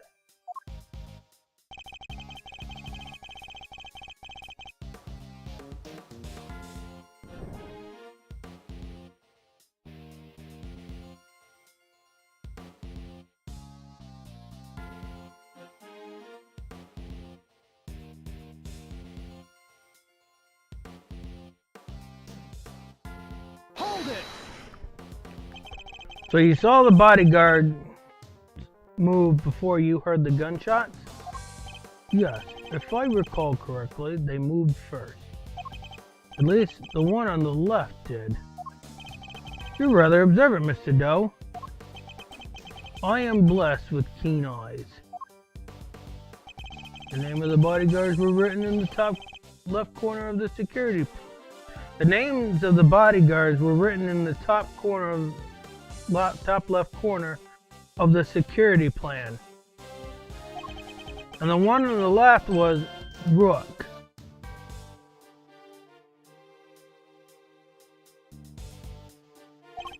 That's correct. Bastian Rook, I believe. I expect he noticed the light from a laser sight. The man is no amateur. Mr. Doe knows a little too much about the business of being a bodyguard for my liking. I'd say our friend here is no amateur either. I'd like you to append what you just said to your testimony if you don't mind. As you wish. The bodyguard on the left, Bastian Rook, was it? Was especially quick to respond.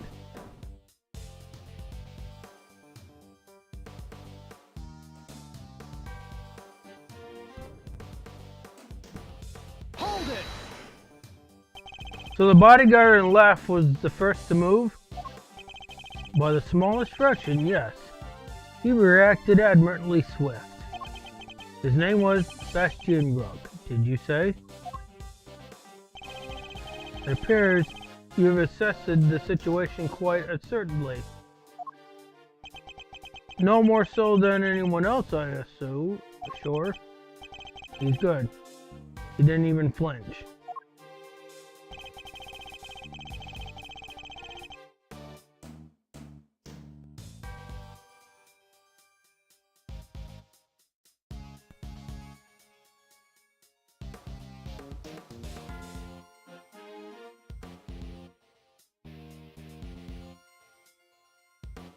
Hold it!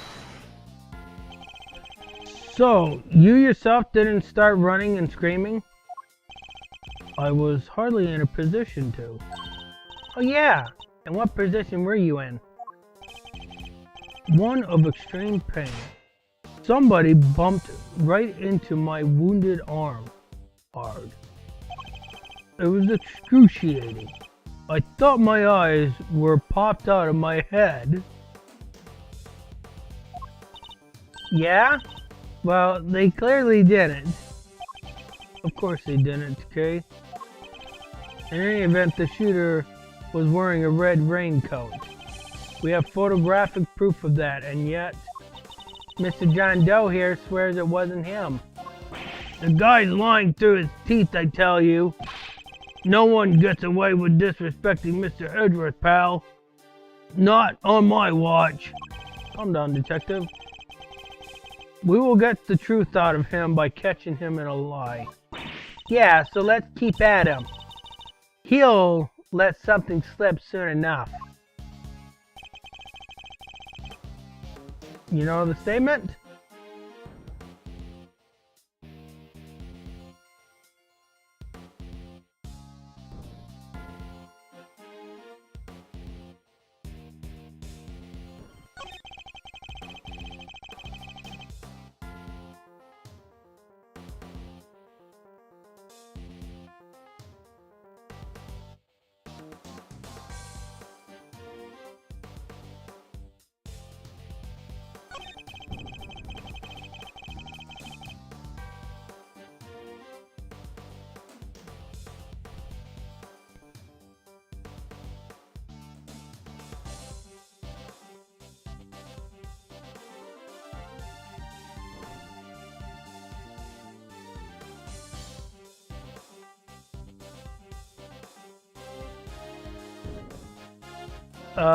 No.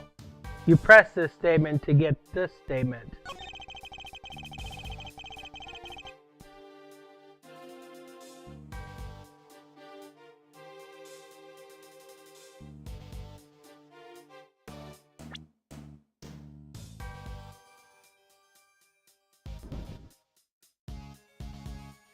So which piece of evidence? Remember what that says, the bodyguard on the left, Bastian Rook, was it? Was especially quick to respond.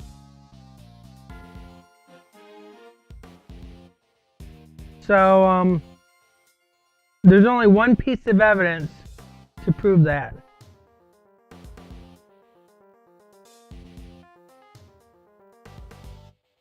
No, that's not gonna help us.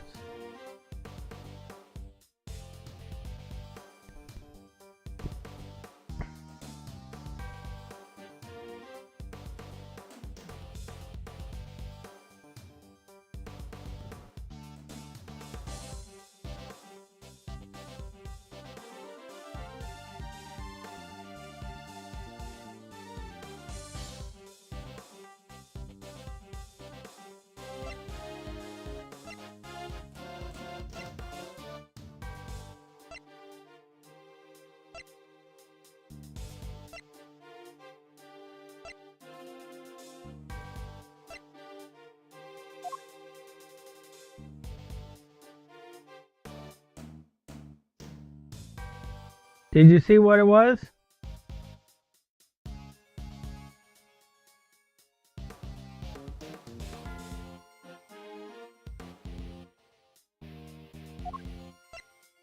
Objection! As I suspected. You're more than what you claim to be, Mr. Doe. You overestimated me, Mr. Edgeworth. Oh? Then tell me how a simple ice cream seller knows one of the presidential bodyguard's names. What? You just surely? You were the one who spoke their names aloud. Rook and Knight, was it? Objection! We only know those names thanks to the security plan. But look closely. Only their surnames appear.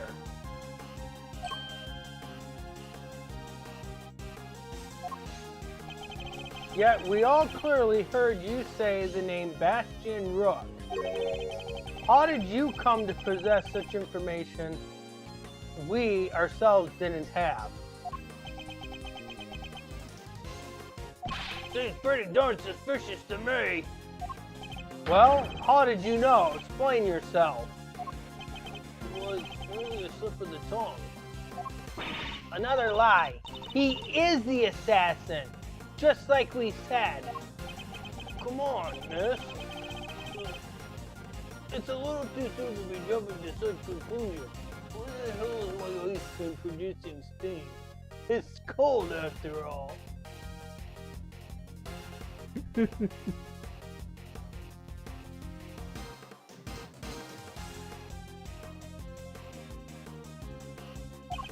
I didn't know their names. Yes. I did know their names, yes. And the reason for that is, well, I know Mr. Rook. He and I are acquainted. What? We have something of a connection. And his is a name I could never forget. You think we're stupid, pal? Stop lying. I'm not lying. I am, as I've always been, simple ice cream seller. Acquaintance from Mr. Bastian's Rook. Yes. Objection! I suppose Mr. Rook will confirm that. It should be easy enough for him to remember his good friend, the slippery ice cream seller, correct? Please, you are more than welcome to ask. Although I think that might be difficult right now. I would imagine he's rather busy ensuring the president's safe. But suppose you are able to speak with him, and he does deny that he and I are acquainted. How will that help you prove I was the shooter? Objection! If you weren't the shooter, why take off your raincoat? Because it was no longer raining? In fact, it had gotten quite warm. Or better to let my wound breathe. No? Or would you rather I have let it fester? Is he actually going to worm his way out of this?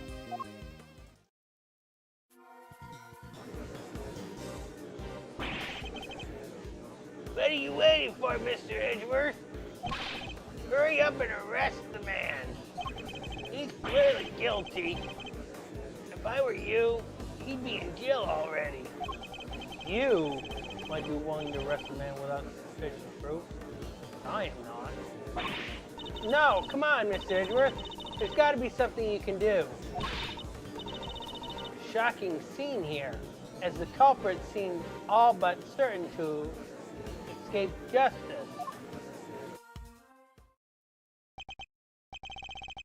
Seems the court of public opinions have spoken.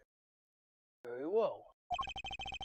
As I will clearly be viewed with suspicion no matter what I say, might as well share what I know. What you know? What's his angle here? I saw them. I saw another person with a raincoat. With a rain hood. Red hood. What? Are you kidding me? It's the person you captured in your photograph. First noticed them just before the president's speech. It was still raining then. Their outfit was the same color as my own, which is what drew my attention, as did the laser beam that was aimed directly at the president's head. Claiming there was another red-hooded person? Preposterous. I knew that if anyone saw me dressed similarly to this individual, I could fall under suspicion myself. So naturally, I removed my raincoat. Objection! So not only did you see the assassin, but they were wearing exactly the same thing as you? How very convenient. You thought you might find it far-fetched, hence my not mentioning it until now. I know you law enforcement people are very skeptical types. You would never have believed me, especially if I had said that the shooter was standing right next to a certain prosecutor. Well, I know you don't mean me. I wasn't even summoned until after the shooting. No, not you, Mr. Edgeworth. Your colleague over there.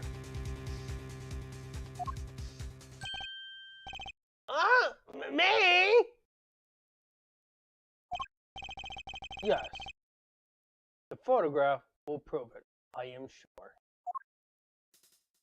You see, right there in front of us, the person with the red hood. That's me, yes, but I wasn't... What exactly are you saying? What's his endgame here? As I mentioned, I have been following your investigation with some interest, Mr. Edgeworth. And while pondering the details, I noticed something strange. Strange? What exactly? Come on. Come now.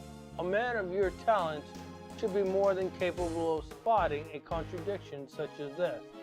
I already know what the contradiction he's talking about. Do you know what the contradiction is, Dai?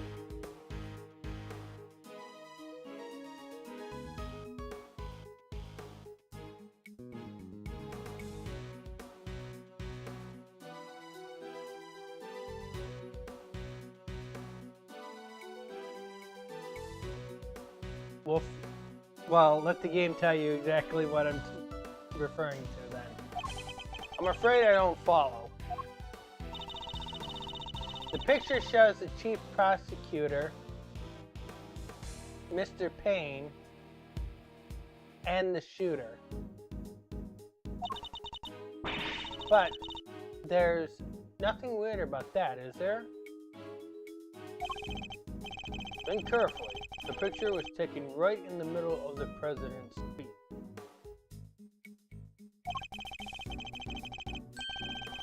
One of the other pieces of evidence you've gathered is inconsistent with what we see here. What is Mr. Doe talking about? Which piece of evidence is inconsistent with what's in the picture? Now think about this. This is very early in the stream. First, we pick the evidence. We have a piece of evidence that has the presidential speech on it.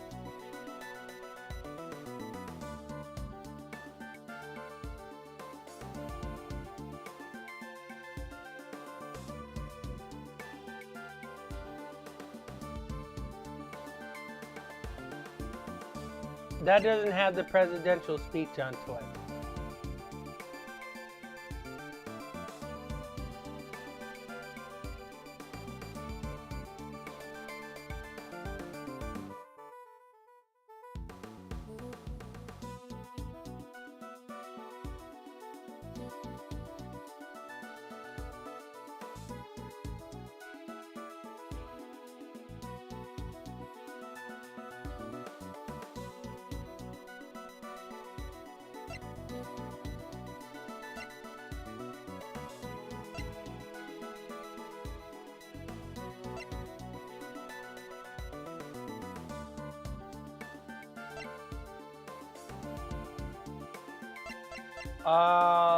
That doesn't mention it. That doesn't have the presidential speech onto it either.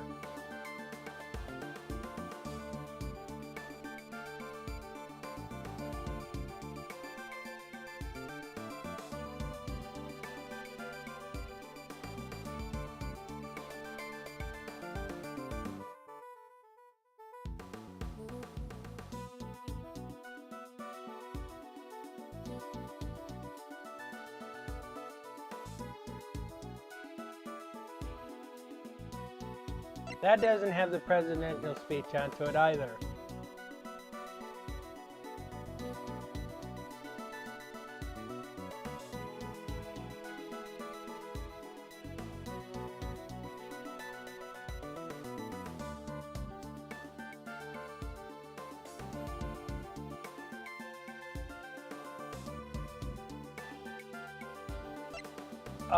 Well, it's showing the time of the presidential speech, but that doesn't have anywhere on there about the presidential speech.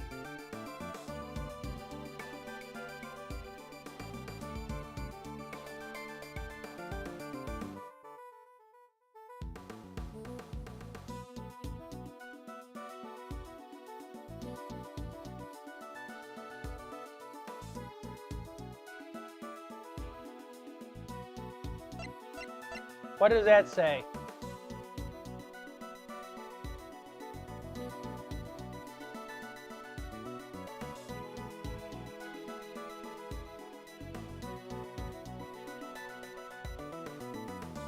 Take that! Ah! Of course! The tape! It contradicts the photograph! Ah, you have noticed it last. What's he going on about, Mr. Edgeworth? Someone's missing. Someone who should be here. Huh? But who? Who indeed? The person who is missing from this photograph is...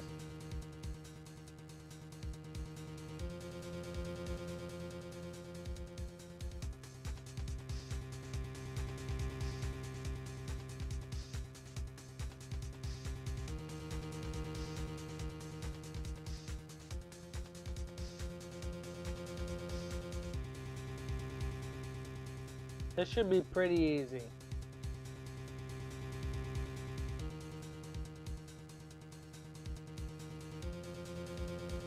No.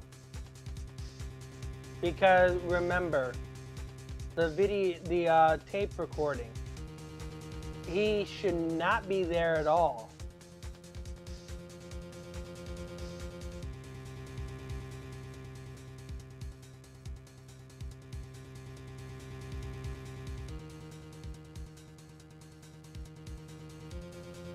Because where, if you look at the president's on the podium during this time. The president's in the picture.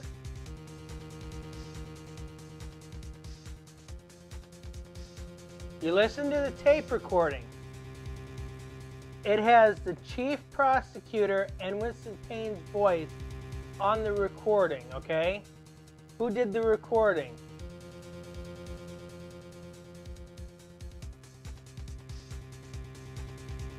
Who should be in that picture?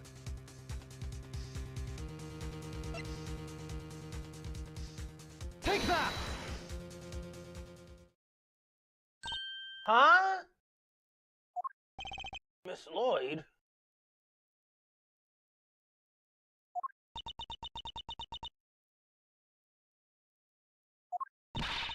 How do you figure that? Mr. Payne's voice can clearly be heard on Miss Lloyd's tape. Considering that he was conducting a private conversation with the chief prosecutor. Oh, there was these two old guys standing right in front of me. And they were whispering away to each other the whole darn time. They must have been very close indeed to capture it on tape. You're right! But she's not in the picture. Precisely. Well, Mr. Edgeworth, do you still believe that you have been hounding the right person?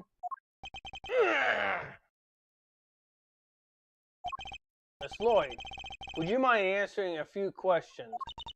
Whoa, y'all are fixing to put me under the microscope now? Alright, sure, knock yourself out. I got nothing to hide.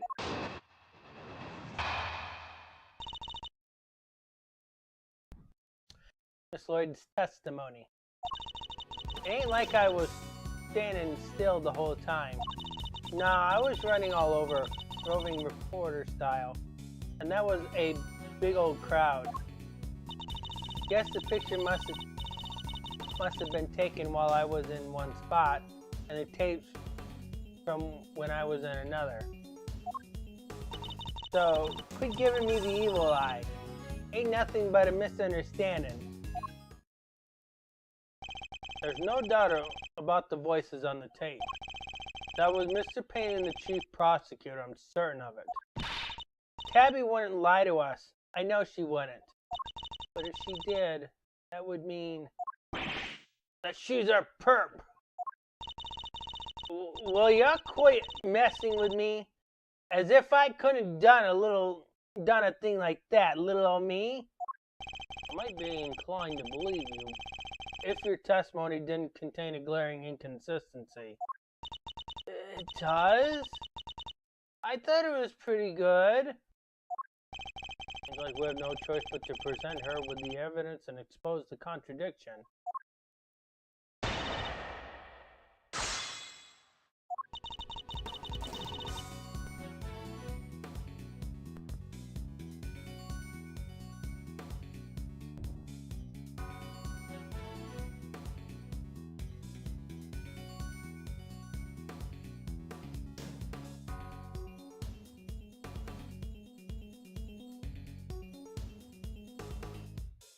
Hold it! Why would you be moving around if your main aim was to record the president's speech? What now? How do you mean? Surely the speech would have been recorded from a single consistent position.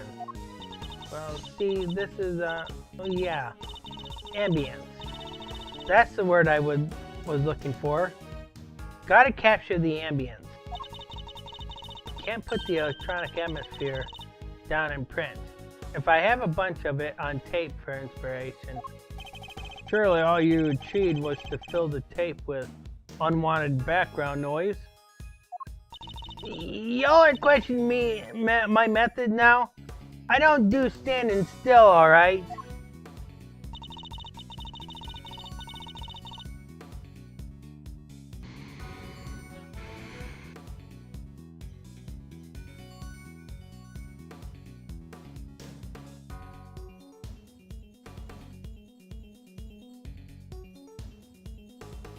Hold it! You were running all over? Where exactly? Here, there, and everywhere, I guess. What are y'all doing with what all over means? You think I remember exactly where I was and when in a crowd like that? What do y'all want me from me? I'd like you to at least tell us whether you were on the left or the right side of the stage. Left? Yeah, left, I think. The suspect in the picture was on the left-hand side too. Coincidence?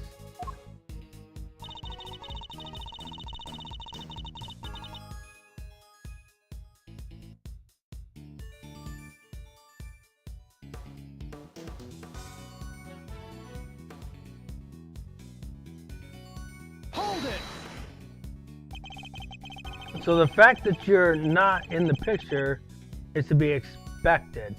Is that what you're trying to tell us? It surely is. I caught your pals, the prosecutors, on tape while I was in one part of the crowd. And then the picture was snapped while I was off someplace else. Look at it that way, and it all makes perfect sense. Your assertion then is that the picture and your recording were taken at different points in the speech? Yep, timing's everything. You learn that soon enough in this line of work. So if I can prove that the two things did happen at the same time, her entire defense will come tumbling down.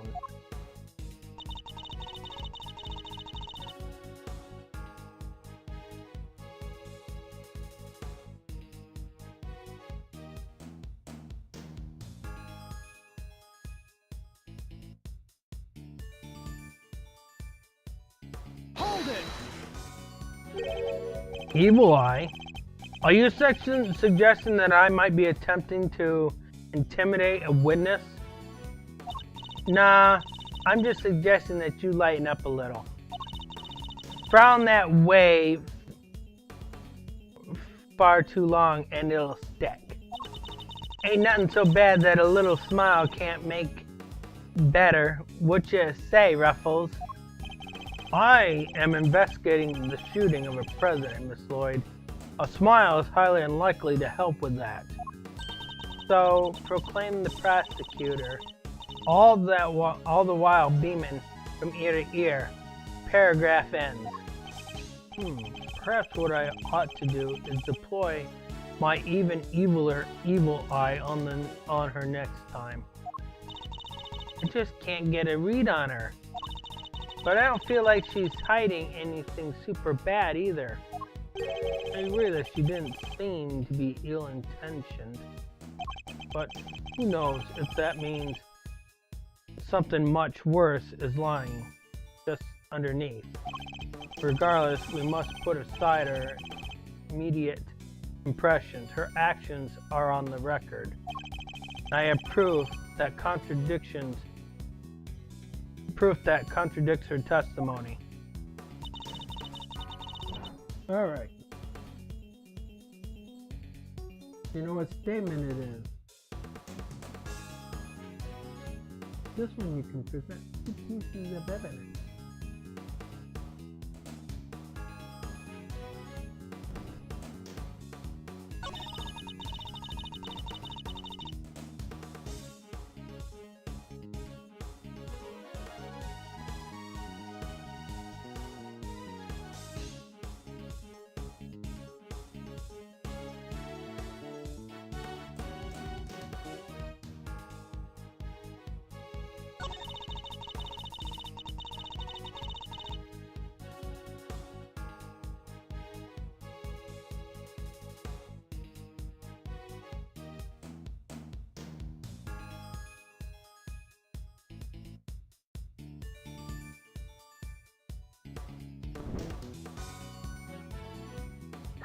Alright, what evidence are you going to use?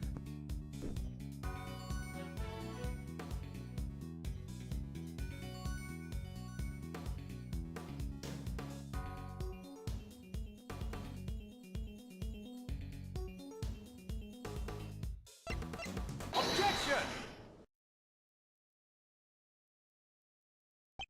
Miss Lloyd, it's imperative for a reporter not to lie, wouldn't you say? You're dang right it is, and I don't lie. And yet the photograph and the recording were definitely taken at the same time. What? You can't prove that. Oh, but I can. The evidence is right here in these photographs. This one in particular shows something that lines up precisely with when you were making your recording. What part of the picture indicates that it must have been taken at the same time as Miss Lloyd's recording?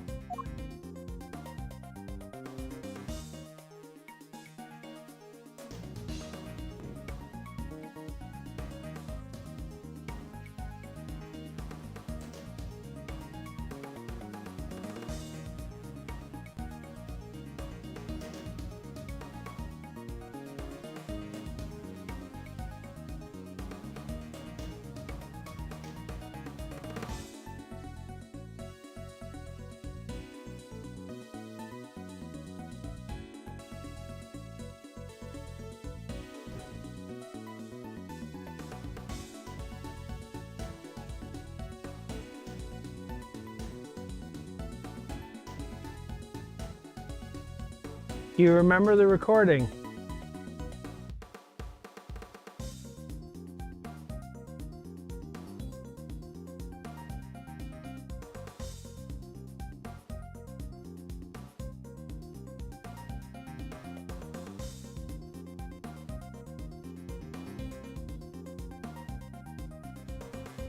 Well, there's something that went in line with what she said. What's the president doing? What can you see the president's doing?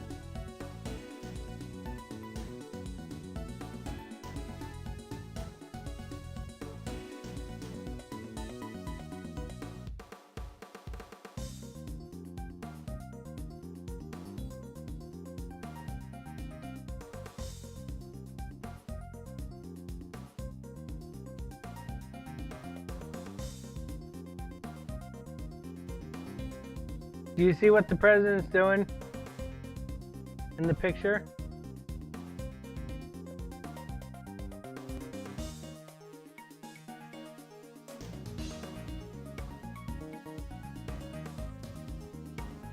That's what is said in the recording.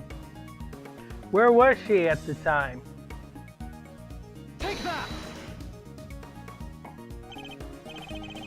See here, the president has his fist raised. And what about it? Would you be so kind as to play us the tape again? No. See, it ain't that simple. What if I were to tell you that you don't have a choice? You don't make it easy, do you, Ruffles? Remember, we're concerned with the moment the president raised his fist. No criminal organization, no matter how big, is above the law. The president thrusts his fist into the air as the excitement reaches fever pitch. There. That's the moment right there. Correct. We've confirmed something. We now confirm when it occurred in the recording. Which means Tabby should be in this picture too. And she is. Right there for all to see. For Miss Lloyd is in fact the person with the red hood.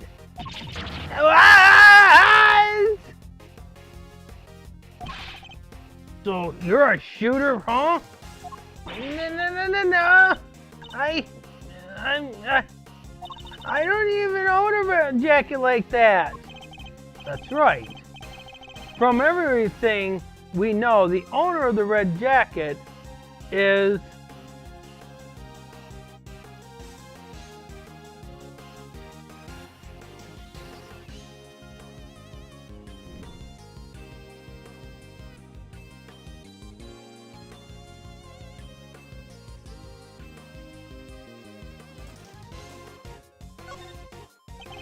We have already proven that the raincoat belongs to Mr. Doe. You, Miss Lloyd, were wearing something else. Something that also happens to have a red hood. So there were two people with red hoods all along? Indeed, Mr. Doe's last statement was true. Wait, but we only found one raincoat. Where's the other one? Our ice cream seller never mentioned a raincoat, only a red hood. So tell us about your jacket again, Miss Lloyd. This whole thing? Well, the best thing about it, like I said, is if you get mud and such on it, it's reversible. See? So you just turn it inside out. Yay! Just as I thought. The inside of her hood it's red! That's right. And when the incident occurred, that's the side of the hood that was visible. What's going on, pal? What were you really up to, huh, pal? Wait, I never even wore it that way around.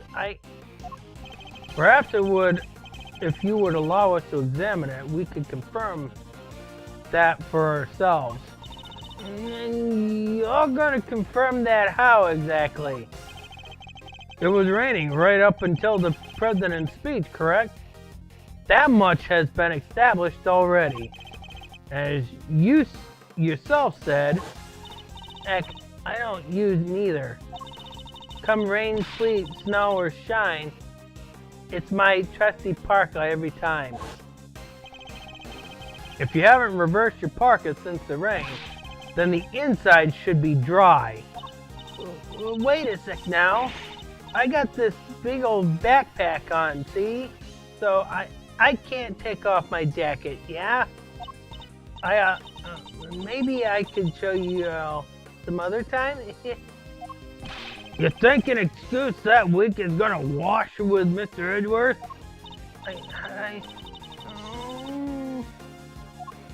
Well, what are you waiting for? If you're innocent, take it off and show us. It wasn't me, I swear. I never shot the thing, President. I could never.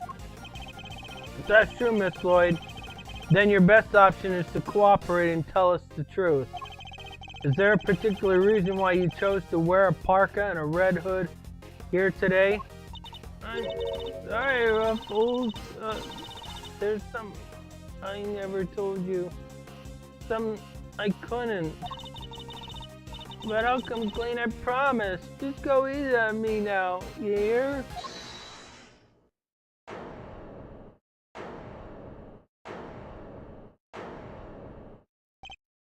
Oh, said that!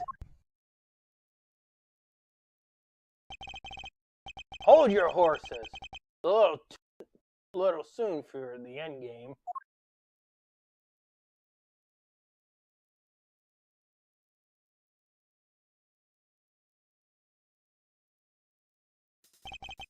That goes for you too, Mr. Prosecutor.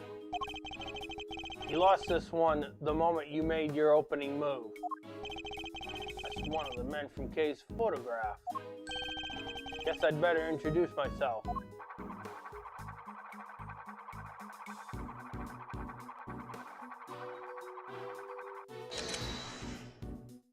The name is Bronco Knight.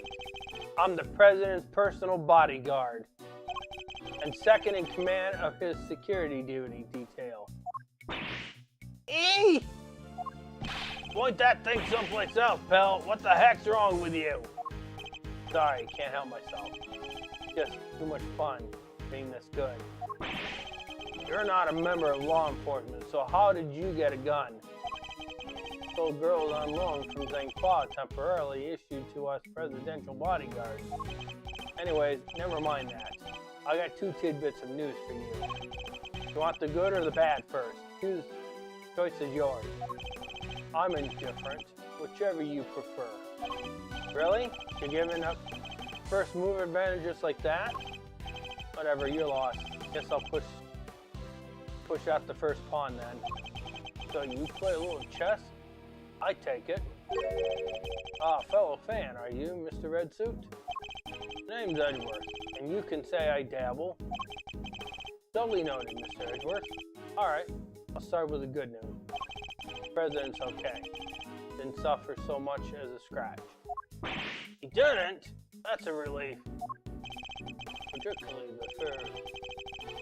Particularly for the young lady here, that means there is no longer a murder charge on the table.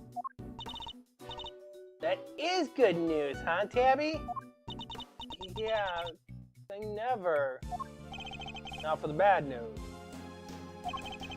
The only reason the president is alive is because we bodyguards did our job. One of us did, however, our boss, put himself in line of fire. You're referring to your colleague, Mr. Rook? Yeah, game over for him. No way! Rook is dead? You lost. So, you're saying that Tabby, yeah, your friend here killed my colleague, my brother in arms. Heck no, I didn't do it. I didn't kill anyone. I could never. I'll shut my mouth if I were you, murderer. Sure, we did what we had to do. Sacrifice one of our pieces to protect the king. But to lose someone like him during a castling, it's a real shame. Castling? What's that even mean? It's a chess term. Very simplistically speaking, it's a move where a rook switches place with the king. Then, why didn't he just say so? Mr. Knight, was it? Yeah, what? We'll need to see the victim's body right away. And if possible, I'd like to ask the president a few questions. Sorry, no can do. Why not? That's the third piece of news, and it's the piece you're going to like the least. I thought you said there was only two. The National Police Force of Zhangfa will be handling things from here. What? You better be kidding, pal. This investigation was assigned to us. We're not about to hand it over. You're the Edgeworth, right? The one who solved the Yatagarasu case? The president mentioned you. I'm honored to have warned his attention. Makes sense that the chief prosecutor would assign this one to you. Wait, did the chief assign me to appease the president? But that was a mistake, a big one. He should have given the case to someone with a spine. You're free to take it up with Mr. Wang, if you enjoyed diplomatic incidents, that is.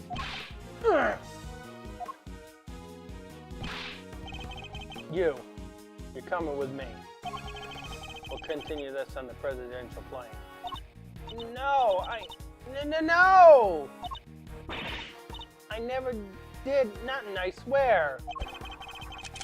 We can do this the hard way if you like, but in Zhangfa, justice is served one way or the other.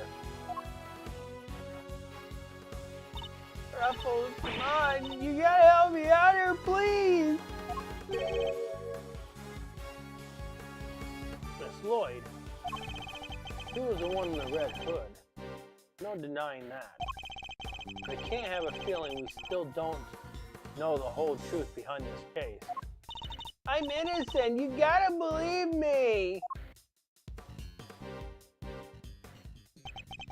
Can I really let this happen? Is this really how it ends? The look in her eyes.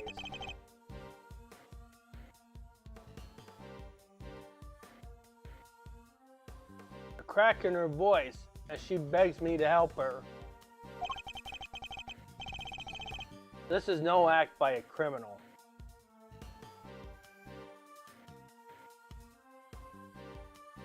She's genuinely scared.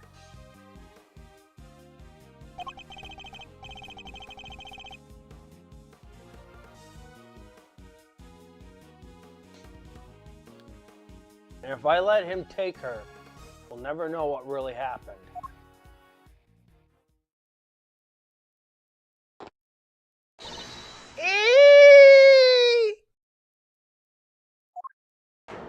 What? Huh? What the? Get your filthy hands off of! Quiet now. Is that really any way to treat me? Your neck has barely begun to heal, and you've already forgotten who I am. I'm disappointed. But it's you. Ah, so you do. What do you think you're doing, pal? Put the knife down and give it up. You got some nerve pulling a stunt like this in front of a bunch of police officers. Just don't even think about it. You don't stand a chance against this guy. Who are you really, Mr. Doe? Let's just say, I'm no simple ice cream seller. This guy's a pro, a hitman. His name's Jelly the Killer. The Killer? There's not a legal professional in this country who doesn't know that name. An assassin capable of taking down any target, any place, any time.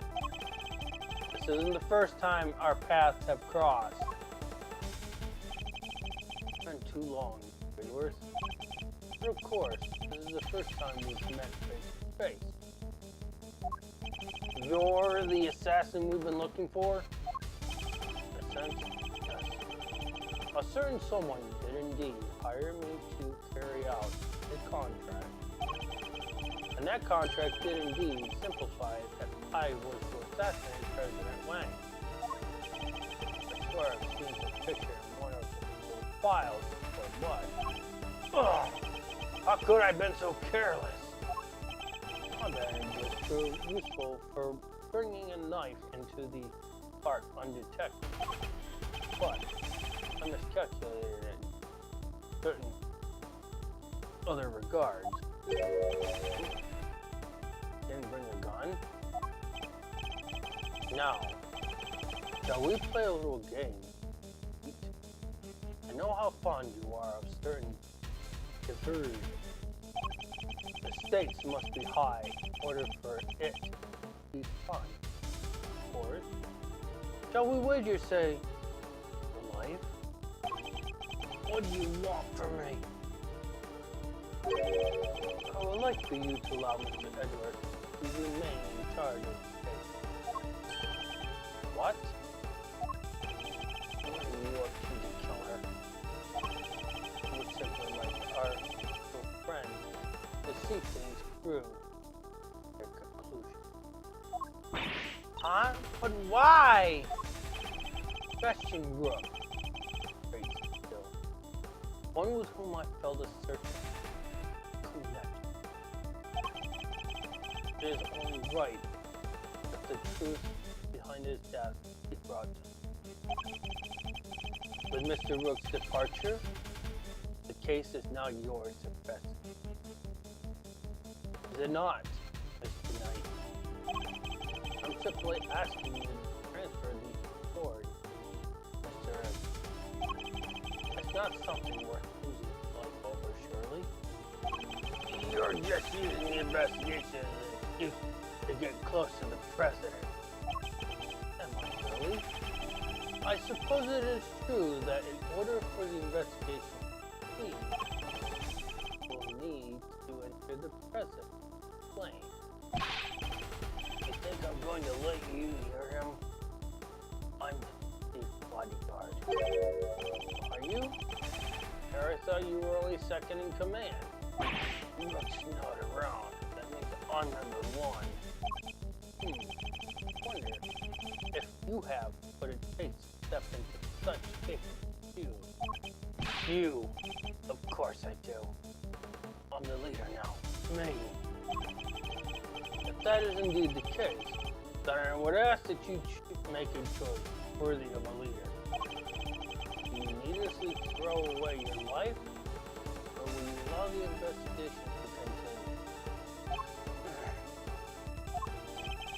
continue. Is he really doing this to gain access to the president? Does he even need to? What is he plotting? You have no objections, I trust, Mr. Edgeworth. Come, let us continue the investigation.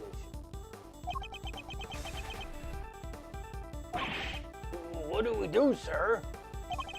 We're saying we have little choice but to do as we're told. That said, listen, detective, and listen well.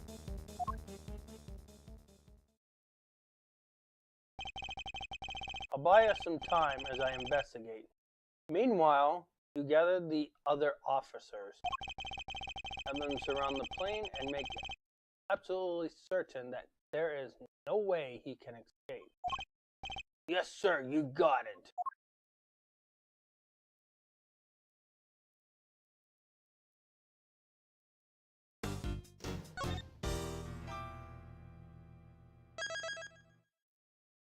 Okay. Let's talk about this.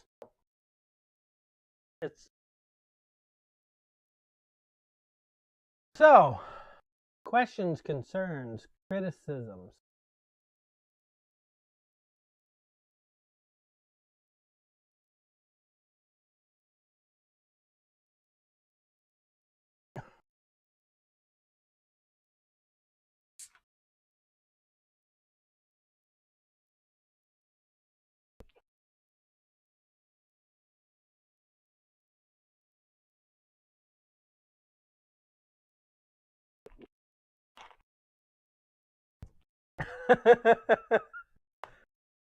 Look at me. Kind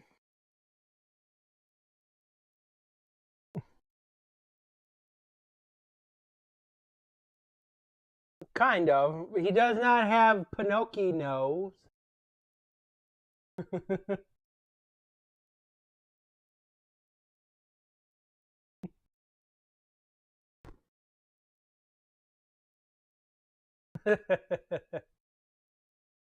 You know what I mean by Pinocchio nose.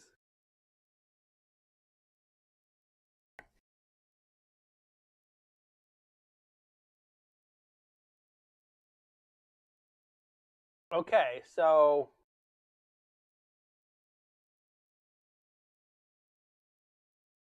what do we know so far?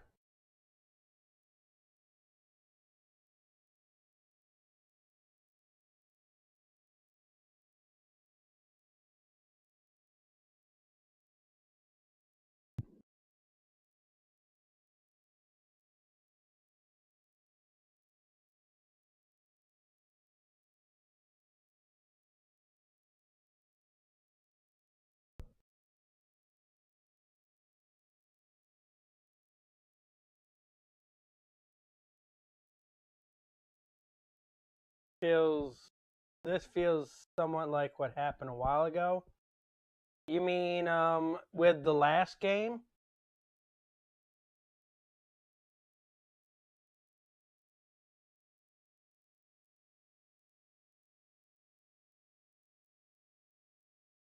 No, they did a tabloid pun. Her name is Tabby Lloyd. It's a reference to tabloid, like the paper.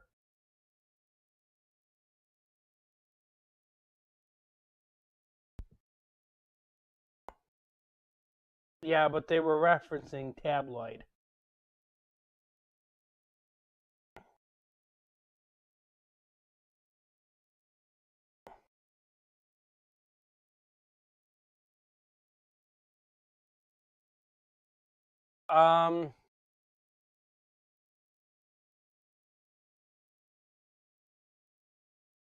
Oh, President Donald Trump. Well, he's running for president, yes. But remember, this game was actually released in 2011. So, and being a coincidence that it was re-released during the presidential election.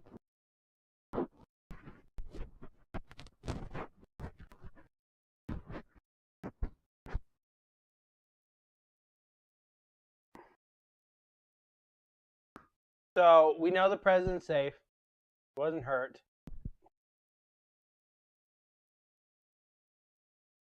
I guess.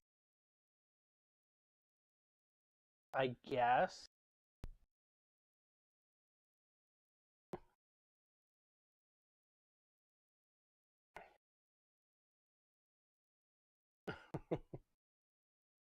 I guess you could say it probably did.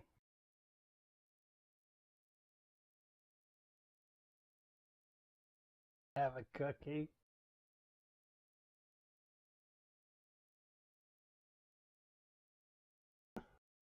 But yes, the president isn't hurt. One of his security guards got killed.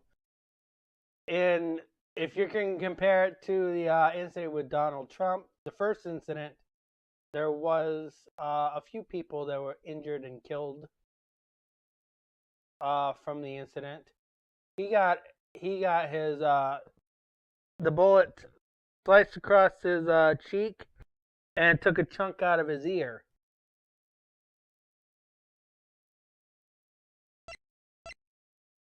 So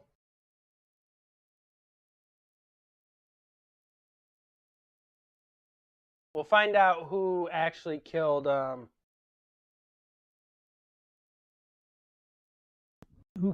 Rook. But let's see if I can get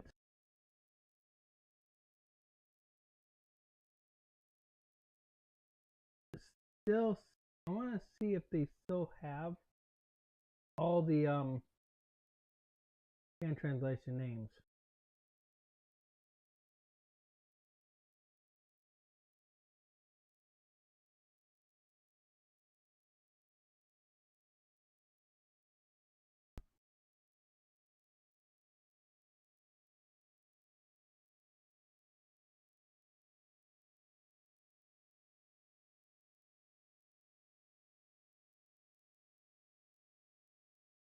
I wonder if they probably updated everything to the new names.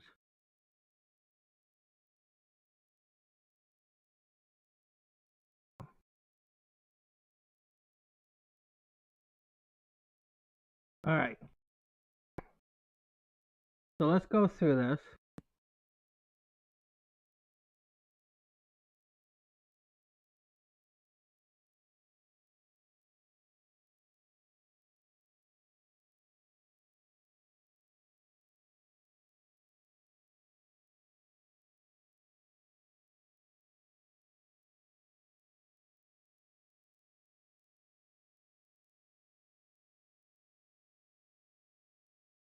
I'm trying to think if they had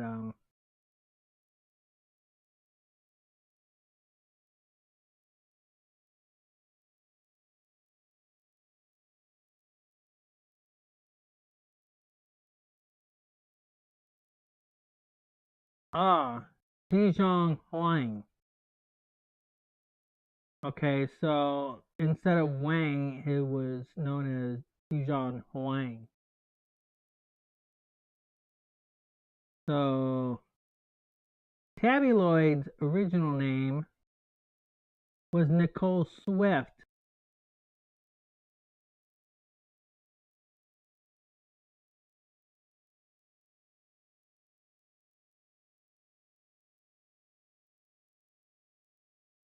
Bronco Knight. His name was very close. His name was Horace Knightley in the fan translation.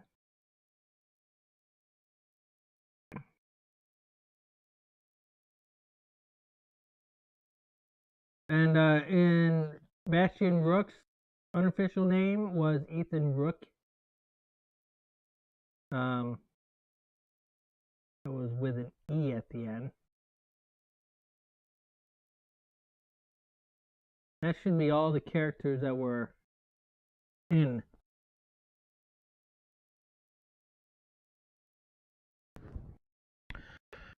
we'll find out more later on that one, Di. He does have a goal in mind, but we won't figure that out until that time comes.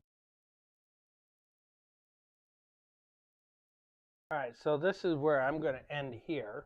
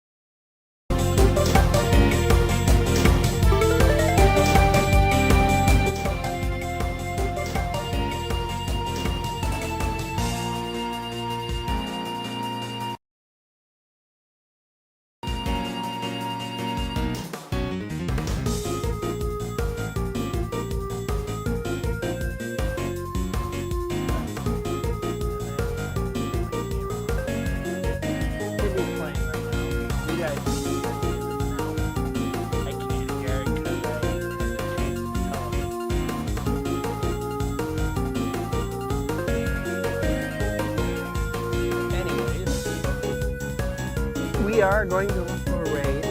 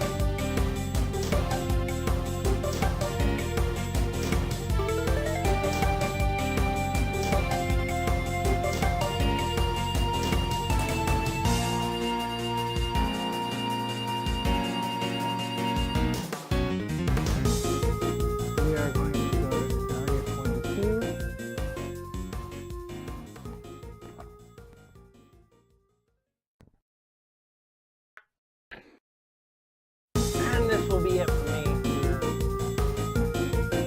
for the introduction to Prosecutor Gambit. Yes, tomorrow will be Virtue Last Reward. Tonight we are going to be doing tryout, scout for scouting